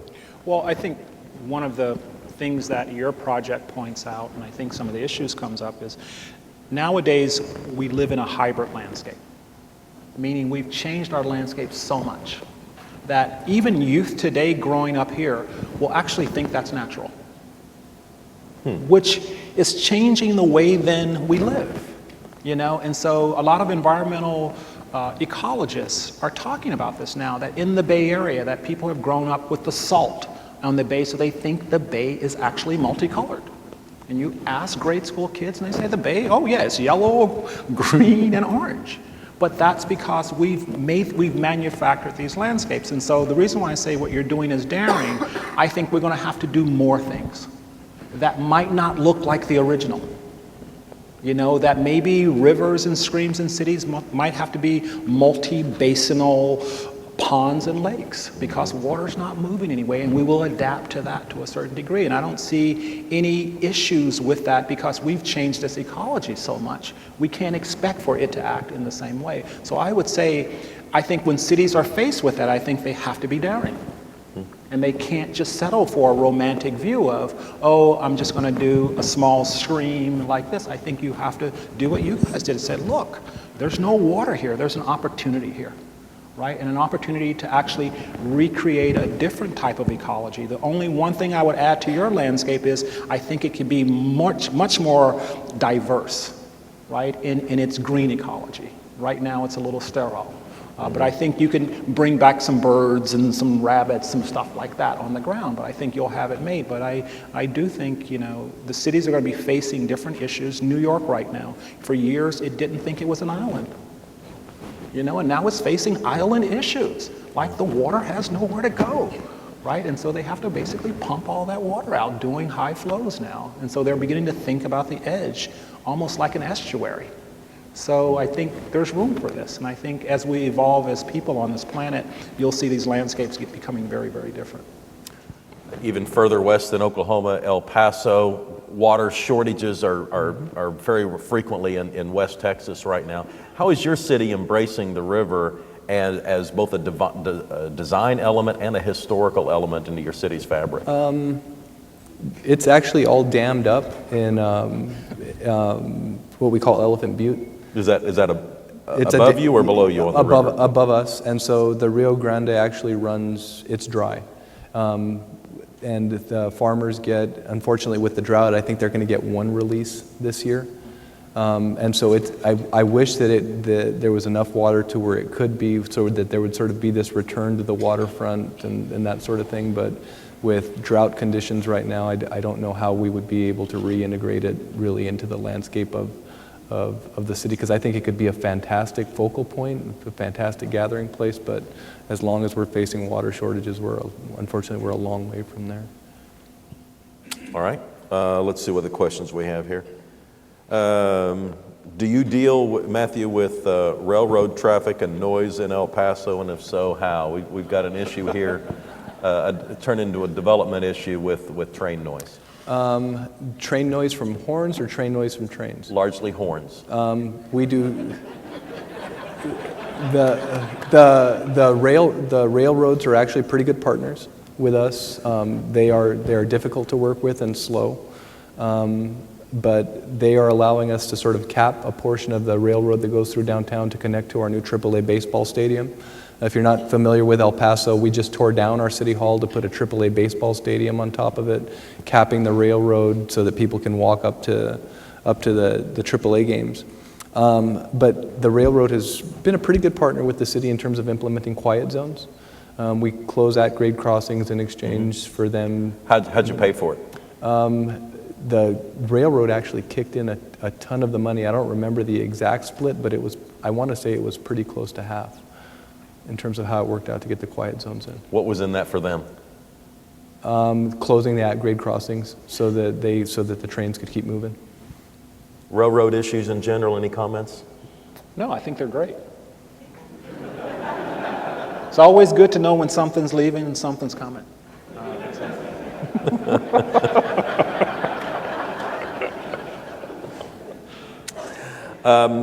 We kind of touched on this.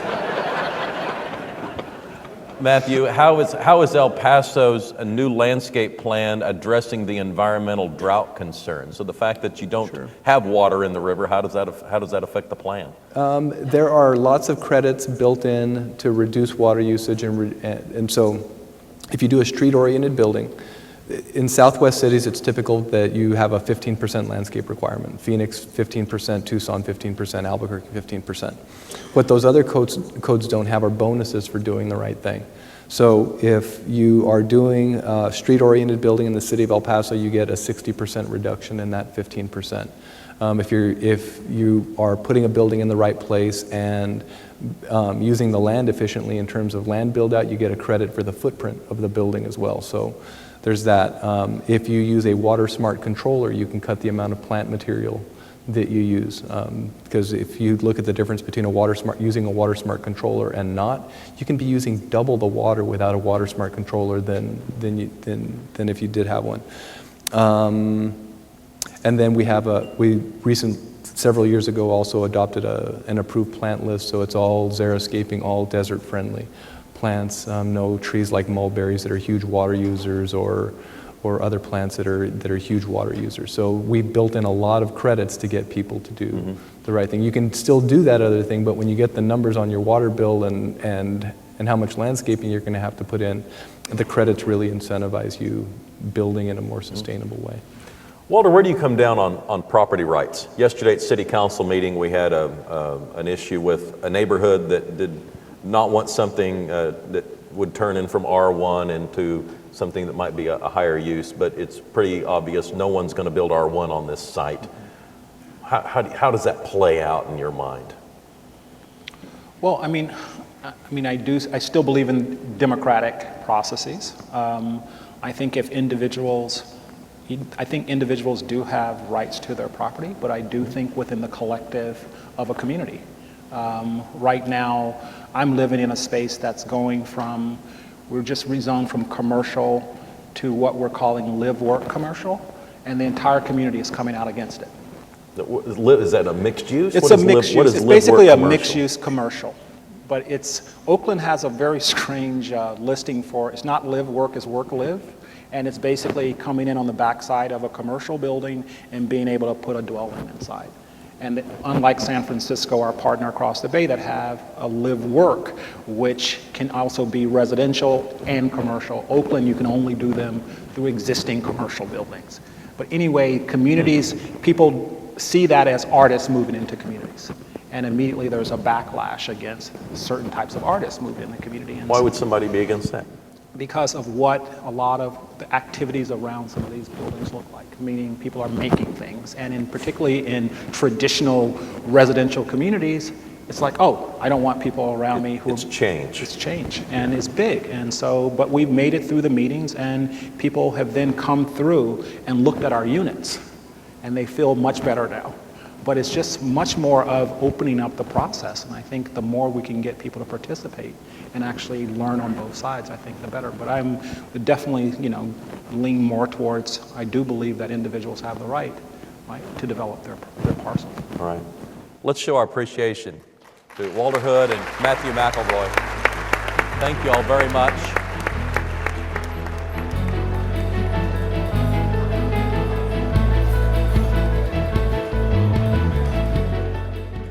I am going to speak, as I try to at these events, very casually, informally, and give a few thoughts that are on the top of my mind.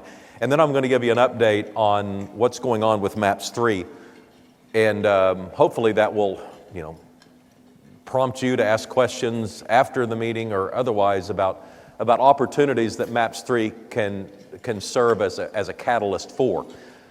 Every single project in MAPS 3 is an economic development catalyst. And you may have heard me say that before because I say it often, but we do it to inspire people to continue to make things happen and to create the quality of life that we know ultimately creates a better city for us and encourages and keeps our kids and our grandkids from living in Oklahoma City. I sometimes I was going to say sometimes I'm asked questions. It seems like incessantly I'm asked questions. And recently I had a question that kind of was more thought-provoking than usual. And the question came to me is, Mayor, what keeps you up at night? And until then, I had slept pretty well. But the problem was now, when I have trouble sleeping or when I wake up and I realize I'm not going right back to sleep, then I start examining what keeps me up at night. And it's not generally any one thing, but in examining this and in developing insomnia in the process, I've learned that really what keeps me up at night is trying to examine all of the changes that we're helping to create in the city today and how they will affect generations to come and what they will think when they look back. And it is easy to go back through Oklahoma City's history, and I presume other cities' histories too, and to look at decisions that were made, and today they are viewed as mistakes, as regrettable things that occurred during a city's timeline. For instance, in Oklahoma City, you go back to the 1920s when our river was flooding. The city leaders at the time thought they were doing the right thing in insisting that the Corps of Engineers make sure that the city didn't flood again. That was probably a really sharp, very intelligent reaction at the time. Now, then we know that our generation grew up with the big ditch that the grown-ups called the river. And you look back and you think, surely there was another reaction they could have made. Surely there was another way to keep the river from flooding without diverting all of the water out of the river. In post-war Oklahoma City, like most American cities, our streetcar lines were torn out of the streets. Now we're addressing, going back in and putting in just a small fraction of some of them. But you go back to that time frame and you think, what were they thinking at the time? What was the level of deferred maintenance in the system that kind of made them make a decision about either we put money into this system or we pull out of the system, but we can't continue to go down the same track we're going, pardon the pun. And so those are the types of issues that I think that we kind of deal with when we're going through change. And one of the themes that you heard Matthew and Walter and I discuss was change and how change is perceived and how change feels. And I think, from my study on change, you can divide people up into three categories. There's the one category where people will tell you they don't like change, and indeed they don't. They will tell me right up front, they don't like it when things change. And when things do change, they're unhappy. They were right. There's another group, a perplexing group, that will tell you they like change until something changes. And then they don't like change either. And then there's a group that will tell you they like change, and indeed, they do like change. The problem is that group is extinct. I like to think that group existed, maybe when the wheel was invented. They saw it as a change, but a positive change. They started thinking about new things that could be done as the basis of this invention.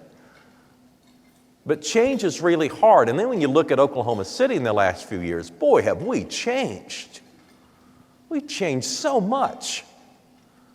And so, we are constantly dealing with the effects of change. And so when I lie awake at night with my eyes open, and I'm trying to decide and trying to come to grips with the idea of all of the changes that we are a part of, what will stand the test of time? What will people curse about us?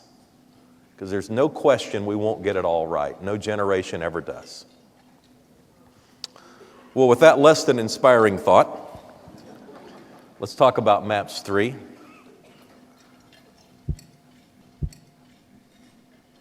MAPS 3 was voted in the December of 2009 after a fairly inclusive process. It was about as inclusive as we could imagine. We had started with a website that we called maps3 with a question.org, and we asked people for ideas. It was basically a call for entries. What would you like to see in MAPS 3?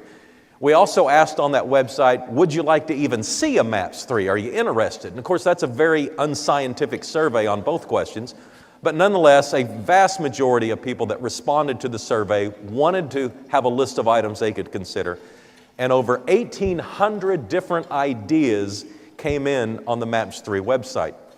We were able to kind of categorize them and try to figure out a response. But in general, every single idea that had any sort of accumulation of votes has been addressed, either with MAPS 3 or something else that we had already done.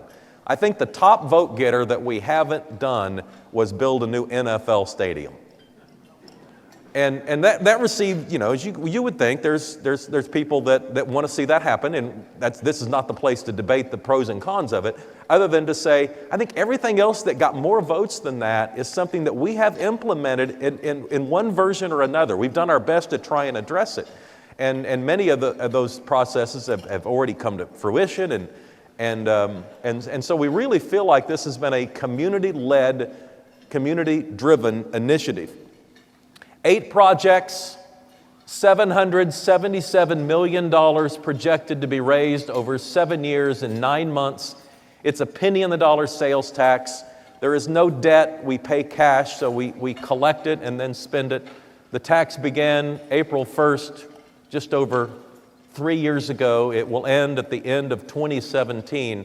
And so to kind of do the math for you, we are in now the 4th year of collections. It generates about, a penny on the dollar generates about $8 million a month. Over the life of the project, it's about $100 million a year. And currently we're ahead of projections. In fact, we're nicely ahead of projections. We are about 4.9% ahead of projections, and that translates into about 14 million. And so I'll do the math for you. If today we reverted to the normal growth pattern for our sales tax that we had anticipated when we put the project together, the 777 million would be actually just over 790 million. If we continue to grow on this new trajectory that we've kind of been proceeding on the last few years, we could see an $800 million initiative. As you know, we have a series of advisory boards and citizen-led subcommittees that are helping us guide through the process. We have an 11-member citizen advisory board that reports directly to the City Council. We have 8 subcommittees, really 7 subcommittees divided up on the 8 projects. And we have over 80 individuals and stakeholders that are involved when you count all these up. And generally, they hold monthly meetings. If there's absolutely nothing for them to talk about, we don't have them hold a monthly meeting. But in general, it's a monthly meeting. And the way it generally works is that these subcommittees are consisted of stakeholders. We have the trail and sidewalk enthusiasts looking at the trails and sidewalks. We have the river enthusiasts looking at the river. You get the idea. The advisory board is a little more general, but they are citizens who, as I describe them, are just like the bulk of people in Oklahoma City who voted the projects in. They live here. They hopefully intend to raise their families here. And they are not a group of what you might call City Hall insiders. They are people who take this role very, very seriously and are doing their best to make recommendations onto the City Council, who has the final say. So this is the background. I will save you the typos, but the City Council's at the top, then the Citizen Advisory Board, and then the 7 subcommittees are under that. This is the projected timeline. Now, I didn't put this up here because I thought you might be able to read it. But I put it up here just to remind you that we have one.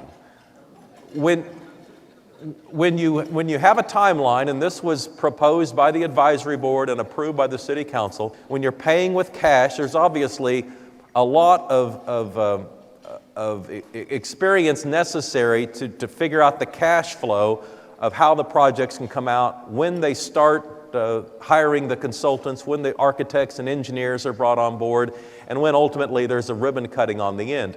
This is all available to you online, and so if it's gotten a little murky over the last few years about which project will open when, in general, we're still on a pretty good time frame, and you can look and kind of see the process as it takes place. There are 7 aspects to this. If you put trails and sidewalks together into one, there's the park that's downtown, trails and sidewalks, there's the modern streetcar, the convention center, the senior health and wellness centers, the Fairgrounds Expo, and the continuing investments that we make down on the Oklahoma River. We'll start with the park, $132 million budget. This is the city's reaction to the opportunity that was created when Interstate 40 was relocated several blocks to the south. The upper park, which is the segment that is between the Skydance Bridge and the old I-40 alignment, what will become the boulevard, is about 40 acres. It obviously fronts and will be very closely tied to both the streetcar and the convention center and the Chesapeake Energy Arena. Phase 1 construction will happen fairly soon. And then the lower park, which is the south part of the Skydance Bridge, is slightly smaller, 30 acres, and it takes us all the way down to the river. And so the name applied to this process a few years ago when we went through an early planning process was called Core to Shore. We go from the core of downtown to the shore of the Oklahoma River. So if you see someone refer to something as the Core to Shore Park, this is the park that they're looking at. We have kind of an update that occurred just here recently. We have now purchased all of the land that will take place in the upper park. I think there may be some property that's still in the hands of the state, but that will be easily worked out in some sort of a land swap. And so we're very close to having accumulated all the land. As you know, we've had Hargreaves out of San Francisco helping us with the park design. They've held several community meetings around the city area, and we're getting closer and closer on the design, and there will actually be a groundbreaking. It's not years away, let's put it that way. The park boundaries are, as you see here, it's 2 blocks wide in the green shaded area north of the old interstate alignment, or the new interstate alignment, and then 3 blocks wide as it fronts that interstate, but then 1 block wide as it goes south to the river. And here's just some details. The demolition of that old federal post office and several others has been completed. The park master plan is nearing completion, a draft scheduled to be out in June, and consultants are starting to work now on the environmental status, and there's a utility investigation, all of the things that are necessary when you kind of make this once-in-a-generation change to the urban landscape in that part of the area. The next project we'll talk about is the transit, the modern streetcar. The cost here is about $128 million. The project is to basically build a streetcar system to serve the downtown vicinity. In other words, visitors, people who live there, people who work there. The routing is still taking place. In general, there's thoughts that we need to include the Midtown St. Anthony's area. We need to include Automobile Alley. We need to include a lot of the larger employers downtown. We need to be in fairly close proximity to the parks, and we need to have a presence in Bricktown. Now, how you get to all those places is, it's part of the ongoing discussion. But in 2014, we will have a route that will have been approved by the City Council, and at that point, we can start going forward. Some interesting decisions to be made. Do we go up and back on a north-south exit on the same street, which would probably be Broadway, or do we do what would be called a couplet? In other words, do we go up on one street and do we come down on a block adjacent? And another series of discussions are taking place around that decision. And again, these are the types of things that I bring up to you because these are really important decisions. And we could argue that it's not necessarily a wrong way or a right way, but nonetheless, at some point, we got to make a decision and go. And, to a certain extent, it's just been a lot of talk up to now. It's been a lot of talk with a lot of people who have a lot of experience, but it's still been talk. At some point, we're going to be putting a track in the ground, and it's going to be really hard to move it later. The next higher profile project is the Convention Center. This has the largest actual budget, $250 million. It will replace the aging Convention Center that we're in today. The Convention Center has been sited in the 4-block super block that's just to our east. We are in the process of trying to determine the actual configuration of the building. And so the consultants have been brought in, and you have probably seen at least 3 and maybe 4 design elements of how the convention center might lay out. That part of it may be underground, part of it above ground, part of it may have considerable green space on that 4-block area. We also need to plan if it is determined that we need a convention center hotel, where that hotel would go. And of course, the financing on the proposed convention center hotel all needs to be proven. The return on investment, the ROI, all has to be reformulated. The convention center business in general is ever evolving, and it may be evolving more quickly in the last 10 years than it did in previous decades. And we need fresh numbers to know exactly the appropriate response to building a convention center. We want to maximize the convention center's return on investment, but at the same time, we would love as much of a private sector investment in those reactions as possible. Here's the general location of the convention center site. Another picture of what it might look like. Construction scheduled to begin in 2016.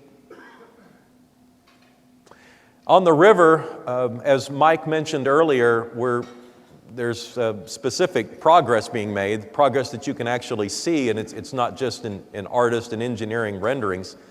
The lighting standards that you've seen down on the river that create the only permanent lighted rowing course in the world are a part of MAPS 3. Now, we haven't turned those lights on for any specific race, but the standards are up and you can actually go down there and see them. But here in the next 60 days, we'll be turning those lights on. I think that'll be a significant step forward in the public's recognition that MAPS 3 is starting to show some fruits of the labor. But a lot is included in the MAPS 3 investments for the river. There's the race course lighting, there's a windscreen, there are starting systems, there are some docks, and perhaps most prominently will be the Whitewater facility, which will be in kind of the northeast part of the picture you see here. I think that's going to excite many people younger than us. And one of the goals of MAPS 3 was to recognize that what excited us and what excited our grandparents isn't necessarily what's going to excite the next generation. And if we're really trying to build a community that attracts those highly educated 20-somethings, we better be very sensitive to what it is they're looking for. It appears to me they want to do stuff. They don't want to just look at it. And I think the Whitewater facility is a wonderful reaction and investment, and I think and hope it sends a message to that generation that we get it. This will be, and partially because it's the newest, but it'll be the finest whitewater facility there is. And as you probably know, USA Kayak, the national governing body of that sport in the United States, has relocated its headquarters from Charlotte to Oklahoma City in anticipation of this investment in their sport. More pictures of the Oklahoma River. That picture at the top is what a whitewater facility looks like. That's not me in that middle picture. There's kind of an aerial view, an artist rendition of what the master plan at the boathouse area looks like. Another picture. More. There's the Whitewater facility. And what you see here is the way that it's channeled allows advanced kayak athletes to go down a certain part of the river, and then complete amateurs like me or perhaps you going down different, more tranquil parts of the course. But it allows a very interactive opportunity for people to be a part of a worldwide facility and to, as I say, actually get in the water. There's the finish line tower there on the right side of the left picture, and then a look down the river from the bridge in the right picture. At the fairgrounds, we are building a large expo center. It will cost around $60 million. There are other improvements that are coming too, some parking improvements, some site improvements. You know, I wouldn't call it deferred maintenance issues at the fairgrounds. We just hadn't done anything in so long. You know, maybe we had taken care of what we had, but it was aging and older, and the utilities were having issues. The city's new standard for design had been raised, and the fairgrounds had obviously been built on lower standards of design. And so there's a lot of the money in MAPS 3 for the fairgrounds that's going to be spent just to kind of raise the general design of the area. The Expo Center, I think, will be very popular and very highly used. It's probably the most inclusive project because although we don't go to the fairgrounds, every week, I think everyone in the room probably goes there at least once a year, maybe twice a year, and certainly you go most likely in September when the actual fair is held. And so you're going to have a chance to interact with this building frequently. And it'll be state of the art. It'll have the technology, it'll have the heat and air that's necessary for the changing times, and allow us to compete nationally and international to remain the horse show capital of the world. We are building 4 to 5 health and wellness centers. I generally believe there will be 4 built around the city. I expect 1 northeast, 1 northwest, and 2 south. One might be near south and 1 far south. We had very good news with the latest round of proposals that came into us. We had 4 respondents, and we're currently going through those responses, but it looks very promising. This past weekend, I went to the basketball game in Memphis. That wasn't the highlight of the trip. But one of the highlights of the trip was stopping off in Little Rock and seeing the wellness center that they have built in North Little Rock, and to a certain extent was one of the inspirations behind us putting it into MAPS 3. And as I was walking around this wellness center and seeing all the people enjoying it and all the people giving validation about what a great investment this was from their city, I asked the executive director there, okay, if you're building this wellness center today, what would it cost? And the number he gave was pretty much what we have budgeted to start construction. So these are going to be very special, and I have been trying to communicate additionally on the health and wellness centers that they need to be catalysts for economic development. And so I want to take the chance to communicate to this audience, because I know the networking that can take place if you all are so inspired to do so when you leave the room. If you have family members or friends or business associates in other parts of the country that do senior housing or are involved in any sort of new type of healthcare related facility that might not be in the community now, the city would love to partner with developers into making these senior wellness centers into something bigger, and to not just have a small standalone project, but make these a part of something that might be a catalyst for improving the quality of life in Oklahoma City. I think these are going to be extremely highly used and popular amongst a lot of the people that went to the polls and voted for MAPS 3. But I would also like them to be economic development catalysts. I would like to see new construction. I'd like to see job creation associated with them. The trails are currently under construction to connect the river trail up with Lake Overholser. We have $30 to $40 million budgeted for trails. We have a trail master plan. The trail master plan is a little bit evolving from the time we first started talking about it in MAPS 3 to by the time we finished. And so the exact number of miles we're going to be able to create with MAPS 3 dollars kind of remains in flux, but I think it's going to be significant. It will fundamentally complete the master trail that we have for trails, and we continue to get state and federal dollars that we can put into our trail system, which previously was our only funding mechanism for our trail master plan. And there's no question that we're fundamentally changing the way that people in Oklahoma City can interact with trails. I think as much as anything else, this allows us to capitalize on the idea that people don't have to have their lives revolve around their car. You can get on a bike for recreation, but I think what we're really trying to create here with what we're doing with Project 180 and to a certain extent these trails is trying to get bicycles to become more of a transportation element. And sidewalks are dramatically changing the look of our city too. We went through decades without requiring developers to put sidewalks in the neighborhoods, and it's, as we've learned, extremely expensive to go back and put them in later. With our bond issue in 2007, we're building hundreds of miles, largely down major corridors in our city. If there's any reason to walk it, we want to put a sidewalk there the next time we go in and address the street maintenance needs of that corridor.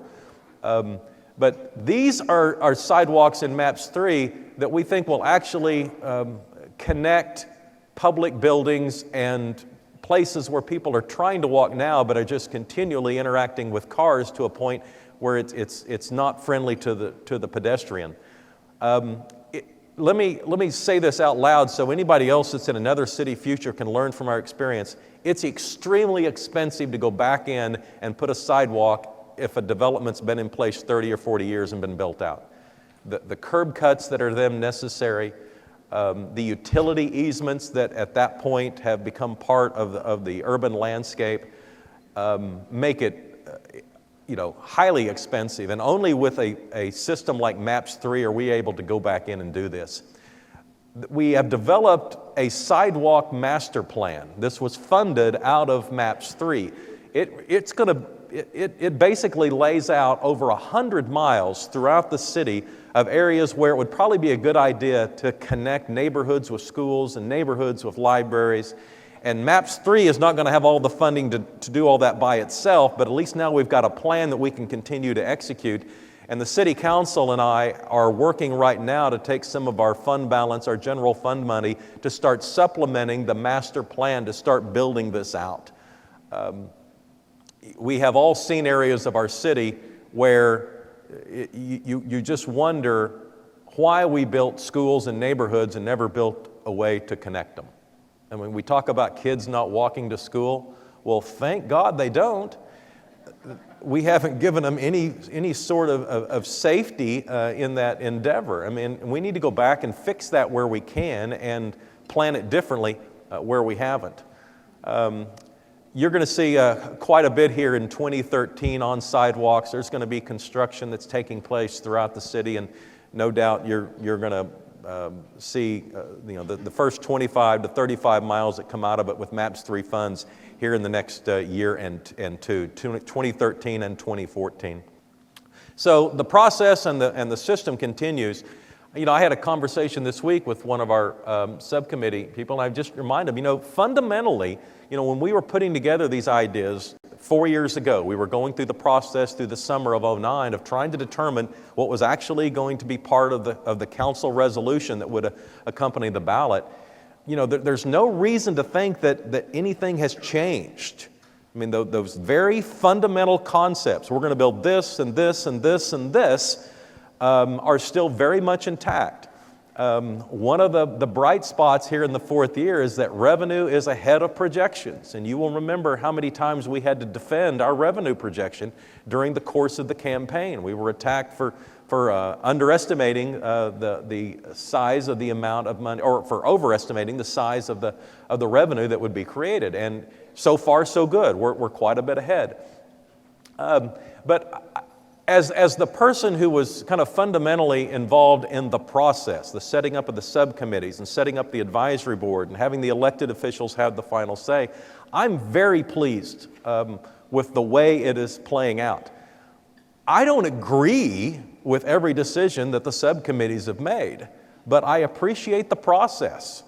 And I think the rest of the council does too. We love to have people engaged because, we live and breathe these things. And the idea that we have citizens who are also inspired to be a part of the process inspires us, further. And so, I think what you've seen is subcommittees working with consultants and engineers and city staff, and then ultimately it getting to council and the council being very pleased with the work thus far.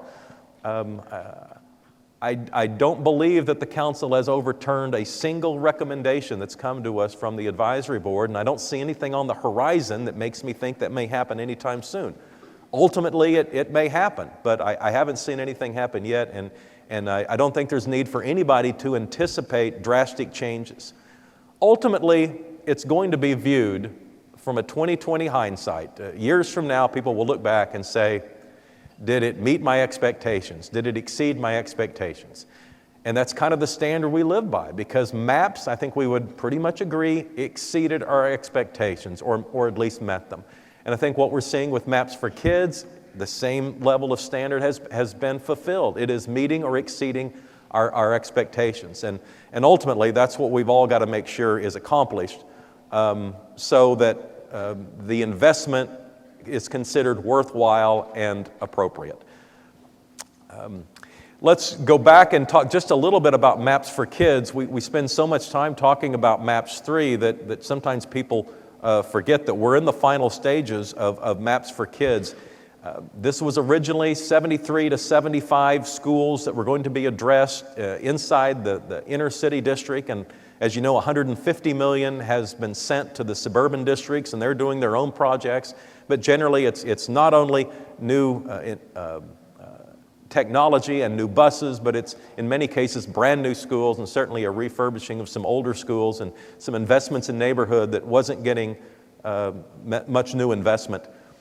21 schools are under construction today, including one that I think is probably going to be ultimately the most prominent, and that is the John W. Rex Downtown Elementary School. It is located just to the west of here on Walker, and go north and you'll see a square block, and today there's just a lot of dirt. I drove by it this morning, and there's trucks and there's people walking out there. But that grade school is scheduled to open in August of 2014. So just over a year from now, we expect to have kids in there. It's going to be programmed to begin with as kindergarten through second grade, and then they will add grades as the timeline presents the opportunity. Now, when we first put the foot to the pedal and said, we're going to build this downtown elementary school, I think the common feedback was, well, who's going to go there? Because, you look around downtown, there's not a whole lot of people, much less families, who are, ready to find their kid a place to go to school. And I think rather than respond to demographic changes in population, we're trying to use this grade school as a catalyst to continue to build more density. Certainly the suburban model through the years in the Oklahoma City area has been, if you build a new school, developers build houses around it. And although it's a different model when you're talking about a downtown school and a downtown housing situation, I still believe that this grade school is a catalyst for downtown development, that we're going to have a much better chance of getting people to live in a more dense environment if we can address the educational needs that have been perceived as been lackluster through the years. The operations of the school is a little bit different. It's a unique partnership between, I'll call them roughly the business community, but setting up a board of directors along with the school district. Additional capital dollars and operational dollars are likely to go into this elementary school. But generally, we want it to fit, several stakeholder groups. We want it to address the people that choose to live and raise families in the urban core. We also know that there are people inside the Oklahoma City school system who might want to have their kids go there. We also know there are people that work downtown. They might want their kid to go there. And so early on, there's probably room for all of these categories to be addressed. But long term, you would like to think that this school will serve the kids that grow up in this very urban, very dense community that we're trying to create for ourselves. And that's the program update. I wanted to just close by again getting back to something that's just kind of on the top of my mind. And we are facing some unique challenges at the state legislature. And we have often, those of us that live in more of a nonpartisan world have shaken our head at the arguments that seem to take place in overly partisan politics about Republicans versus Democrats. But the biggest rift that we face right now along with the city of Tulsa is this urban-rural divide amongst the legislature. Mathematically, we are driving the state's economy. This metro area is 40% of the state's revenue. Tulsa is 30% of the state's revenue. The next largest, what you would call economic region, is Lawton, and I think they're 2% of the state's economy. So Oklahoma City and Tulsa, driving 70% of the state's economy, has trouble getting a majority of votes at the state legislature when something comes down that's beneficial to us. So not only is it my perspective that we're not getting the benefit of what you would perceive to be some sort of majority, is we're actually on defense. We're actually getting attacked by rural interests in all sorts of different ways, and probably too many ways for me to mention here. But I say this partially out of frustration, and I know that each of you have opportunities and probably do interact with elected officials. And this message needs to be continued to be communicated. It is not in the state's best interest, and certainly not in the urban area's best interest, to have rural legislation determining negatively the course of events that are going to determine this state's prosperity and this city's prosperity. And we're in what may be the final week of this year's legislative session, and I think they're probably going to have to go into next year's. But when you're in city government, you are reminded constantly that you act within the enabling legislations handed down by your state and your federal government. And we have more in common with Tulsa from that perspective than any other city in the country, because we deal with the same state legislature. And we are going to have our hands tied continually on proactive steps that we would like to make if we don't address this concern at the state legislature. So you would do me a favor, and I hope you believe your citizens a favor and your neighbors a favor, if you would continue to communicate this to your elected officials that work on 23rd Street, and certainly to the media that can help draw attention to what I see is a growing problem. It's not getting better. It's getting worse. Well, with that pleasant winding up, I feel better. I don't know how you feel. I feel wonderful right now. You know, I didn't mean to talk about this, but while I'm finding my place here, we just recently, as you know, uncovered the time capsule at the church that was 100 years ago. And it almost feels, if you were a part of that display and read about it, it almost feels like we're communicating with that generation of 100 years ago. They wrote so many letters to us, and they wrote so many documents about what was important to them and their hopes for us, that it really created an attachment, for me personally, with that group there. But I was a little bit surprised when I read the letter from the mayor of 1913. His name was Whit Grant. And I don't really know much about Whit Grant other than he was mayor 100 years ago. But he did not like our state legislature at all. And so, in fact, I have a much higher regard for our state legislature than he did. I want to get straight to what I think is one of the highlights of this event, and that is my opportunity to present the Mayor's Award for Outstanding Development. The 2013 Award for Outstanding Development is being presented to the Midtown District for their development and revitalization. Feel free to show your approval.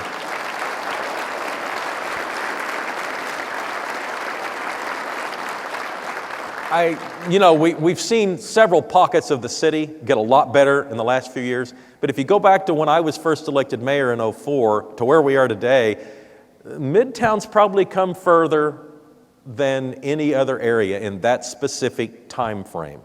Because I remember what it looked like not that long ago, and it's an amazing place today. For decades, the charming streets of Midtown were dormant due to a downturn economy and the oil bust of the 1980s. The heart of Oklahoma City, as you remember, began to feel like a ghost town. They turned around in the mid-1990s, and new life was given to the Midtown District when a series of public and private investments transformed Midtown into an oasis of urban development. Now, this transformation did not happen overnight.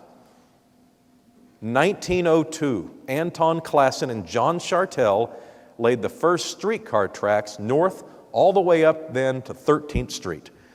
Around the same time, 3 institutions were built around the edges of what ultimately would become of Midtown: St. Anthony Hospital, Epworth College, which is now called OCU, and Mercy Hospital. By World War I, residential homes filled in most of the land between those 3 institutions. We now know these neighborhoods as Gatewood, Heritage Hills, and Mesta Park.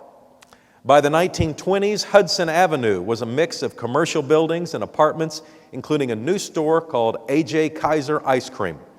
To the north, the newly built Wilson Grade School was a small commercial district with a cleaners, grocery store, drugstore, and barber shop. As this retail hub expanded after World War II, it started taking on the name Uptown. The Plaza Court, Oklahoma City's first suburban shopping center, was built by City Father E.K. Gaylord at the intersection of Northwest 10th and Walker. Because of the crossroads for streetcars and automobiles, this area became more attractive for commercial development. Plaza Court was quickly occupied by a variety of shops and offices. This growth would continue even after World War II. But by the 1960s, the ratio of commercial businesses and housing in Midtown was starting to change the landscape. Suburban developments continued moving away from downtown. The central business district began to suffer from aging buildings, urban renewal, and the opening of retail shopping malls like Penn Square and Shepherd Mall. By 1969, when the city adopted its first historic preservation ordinance to protect neighborhoods, the boundary was at 13th Street on the southern edge of Heritage Hills and Mesta Park. The aging houses of Midtown were demolished, abandoned, or just converted to another use. Because of the downward turn of the housing and ultimately the relocation of Mercy Hospital, Midtown's momentum was lost, and it quickly became a land of vacant lots and underutilized buildings. Midtown streets were reconfigured as one-way speed corridors because it was viewed as a place people would want to get through quickly. In the late 70s and early 80s, the beginning efforts at redeveloping Midtown came with the oil and gas boom. And although many of these projects were underfunded and unable to survive the economic crash in 1982, a handful of urban pioneers such as Kaiser's Ice Cream and Brown's Bakery started building their businesses in Midtown. The redevelopment of Midtown really took off with maps. In just 11 years, the taxpayers had invested over $300 million in the cultural, recreational, and entertainment upgrades to the district. Private investors joined in, and the face of Oklahoma City and Midtown started to change. The biomedical research corridor and ultimately $100 million of improvements to St. Anthony's Hospital, which is located in the heart of Midtown, gave a welcome boost to the image of the district. The decision in 2003 for St. Anthony to stay in Midtown was a key turning point in the growth of the area. Then in 2006, an investment group made up of Bob Howard, Mickey Clegg, and Chris Fleming revitalized and restored the very iconic Plaza Court building. As a team of developers, they took stock of the properties in the area. They began to develop a vision of what they would like Midtown to become. They very quickly saw a need for residential apartments in Midtown. They thought this would be vital to making Midtown a vibrant walking area where Oklahomans would want to work, live, and play. And since that time, buildings in the Midtown district have either been restored, rehabilitated for adaptive reuse, or built. Lots of property owners have come forward, improving their properties and buying new projects. But please join me in recognizing the Midtown district for their commitment to Oklahoma City's revitalization. And accepting the award on behalf of the Midtown District is Mickey Clegg. Mickey? It's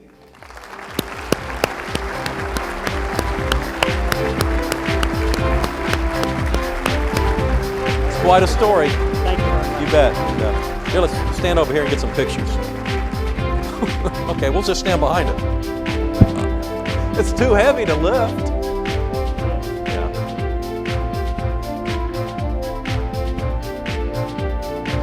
Mickey Clegg. Yeah, go ahead.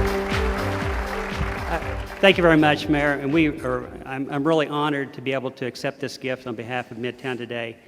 But I would like to introduce the Midtown Redevelopment Board. In the 1990s, the Midtown Redevelopment Board was formed, and it was originally employees of St. Anthony Hospital, developers and business owners of Midtown, and also some Heritage Hills residents. And so today we have, and I believe we have all 5 of the previous presidents of the Midtown Redevelopment Board, and I would like to introduce them. As I introduce you, if you would stand up and stay standing for just a second. And I'm going to introduce them in the order in which they served. John Marshall, John Hefner, Gary Tabor. Is Gary here? John Mobley, and Joyce Brown. These are the former presidents of Midtown Redevelopment. Now, I'd also like the current board of Midtown Redevelopment Corporation to please stand. Please help me recognize.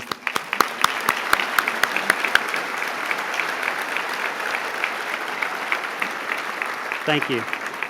Now, I would like to also mention a very vital partner to the development of Midtown, and that is the State Historic Preservation Office.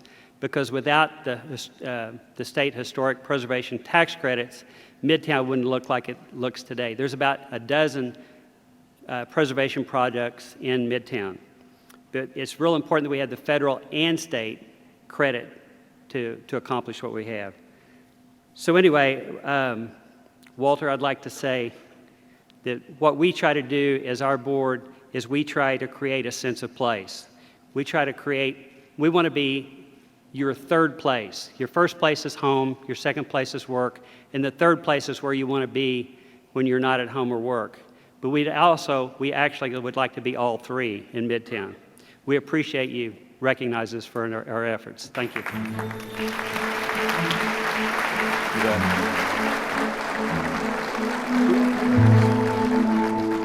Mark your calendars to know that next year we're going to be doing this for the 13th time. I'm sure that will be the luckiest one we've had yet. And very importantly, thunder up. Thanks.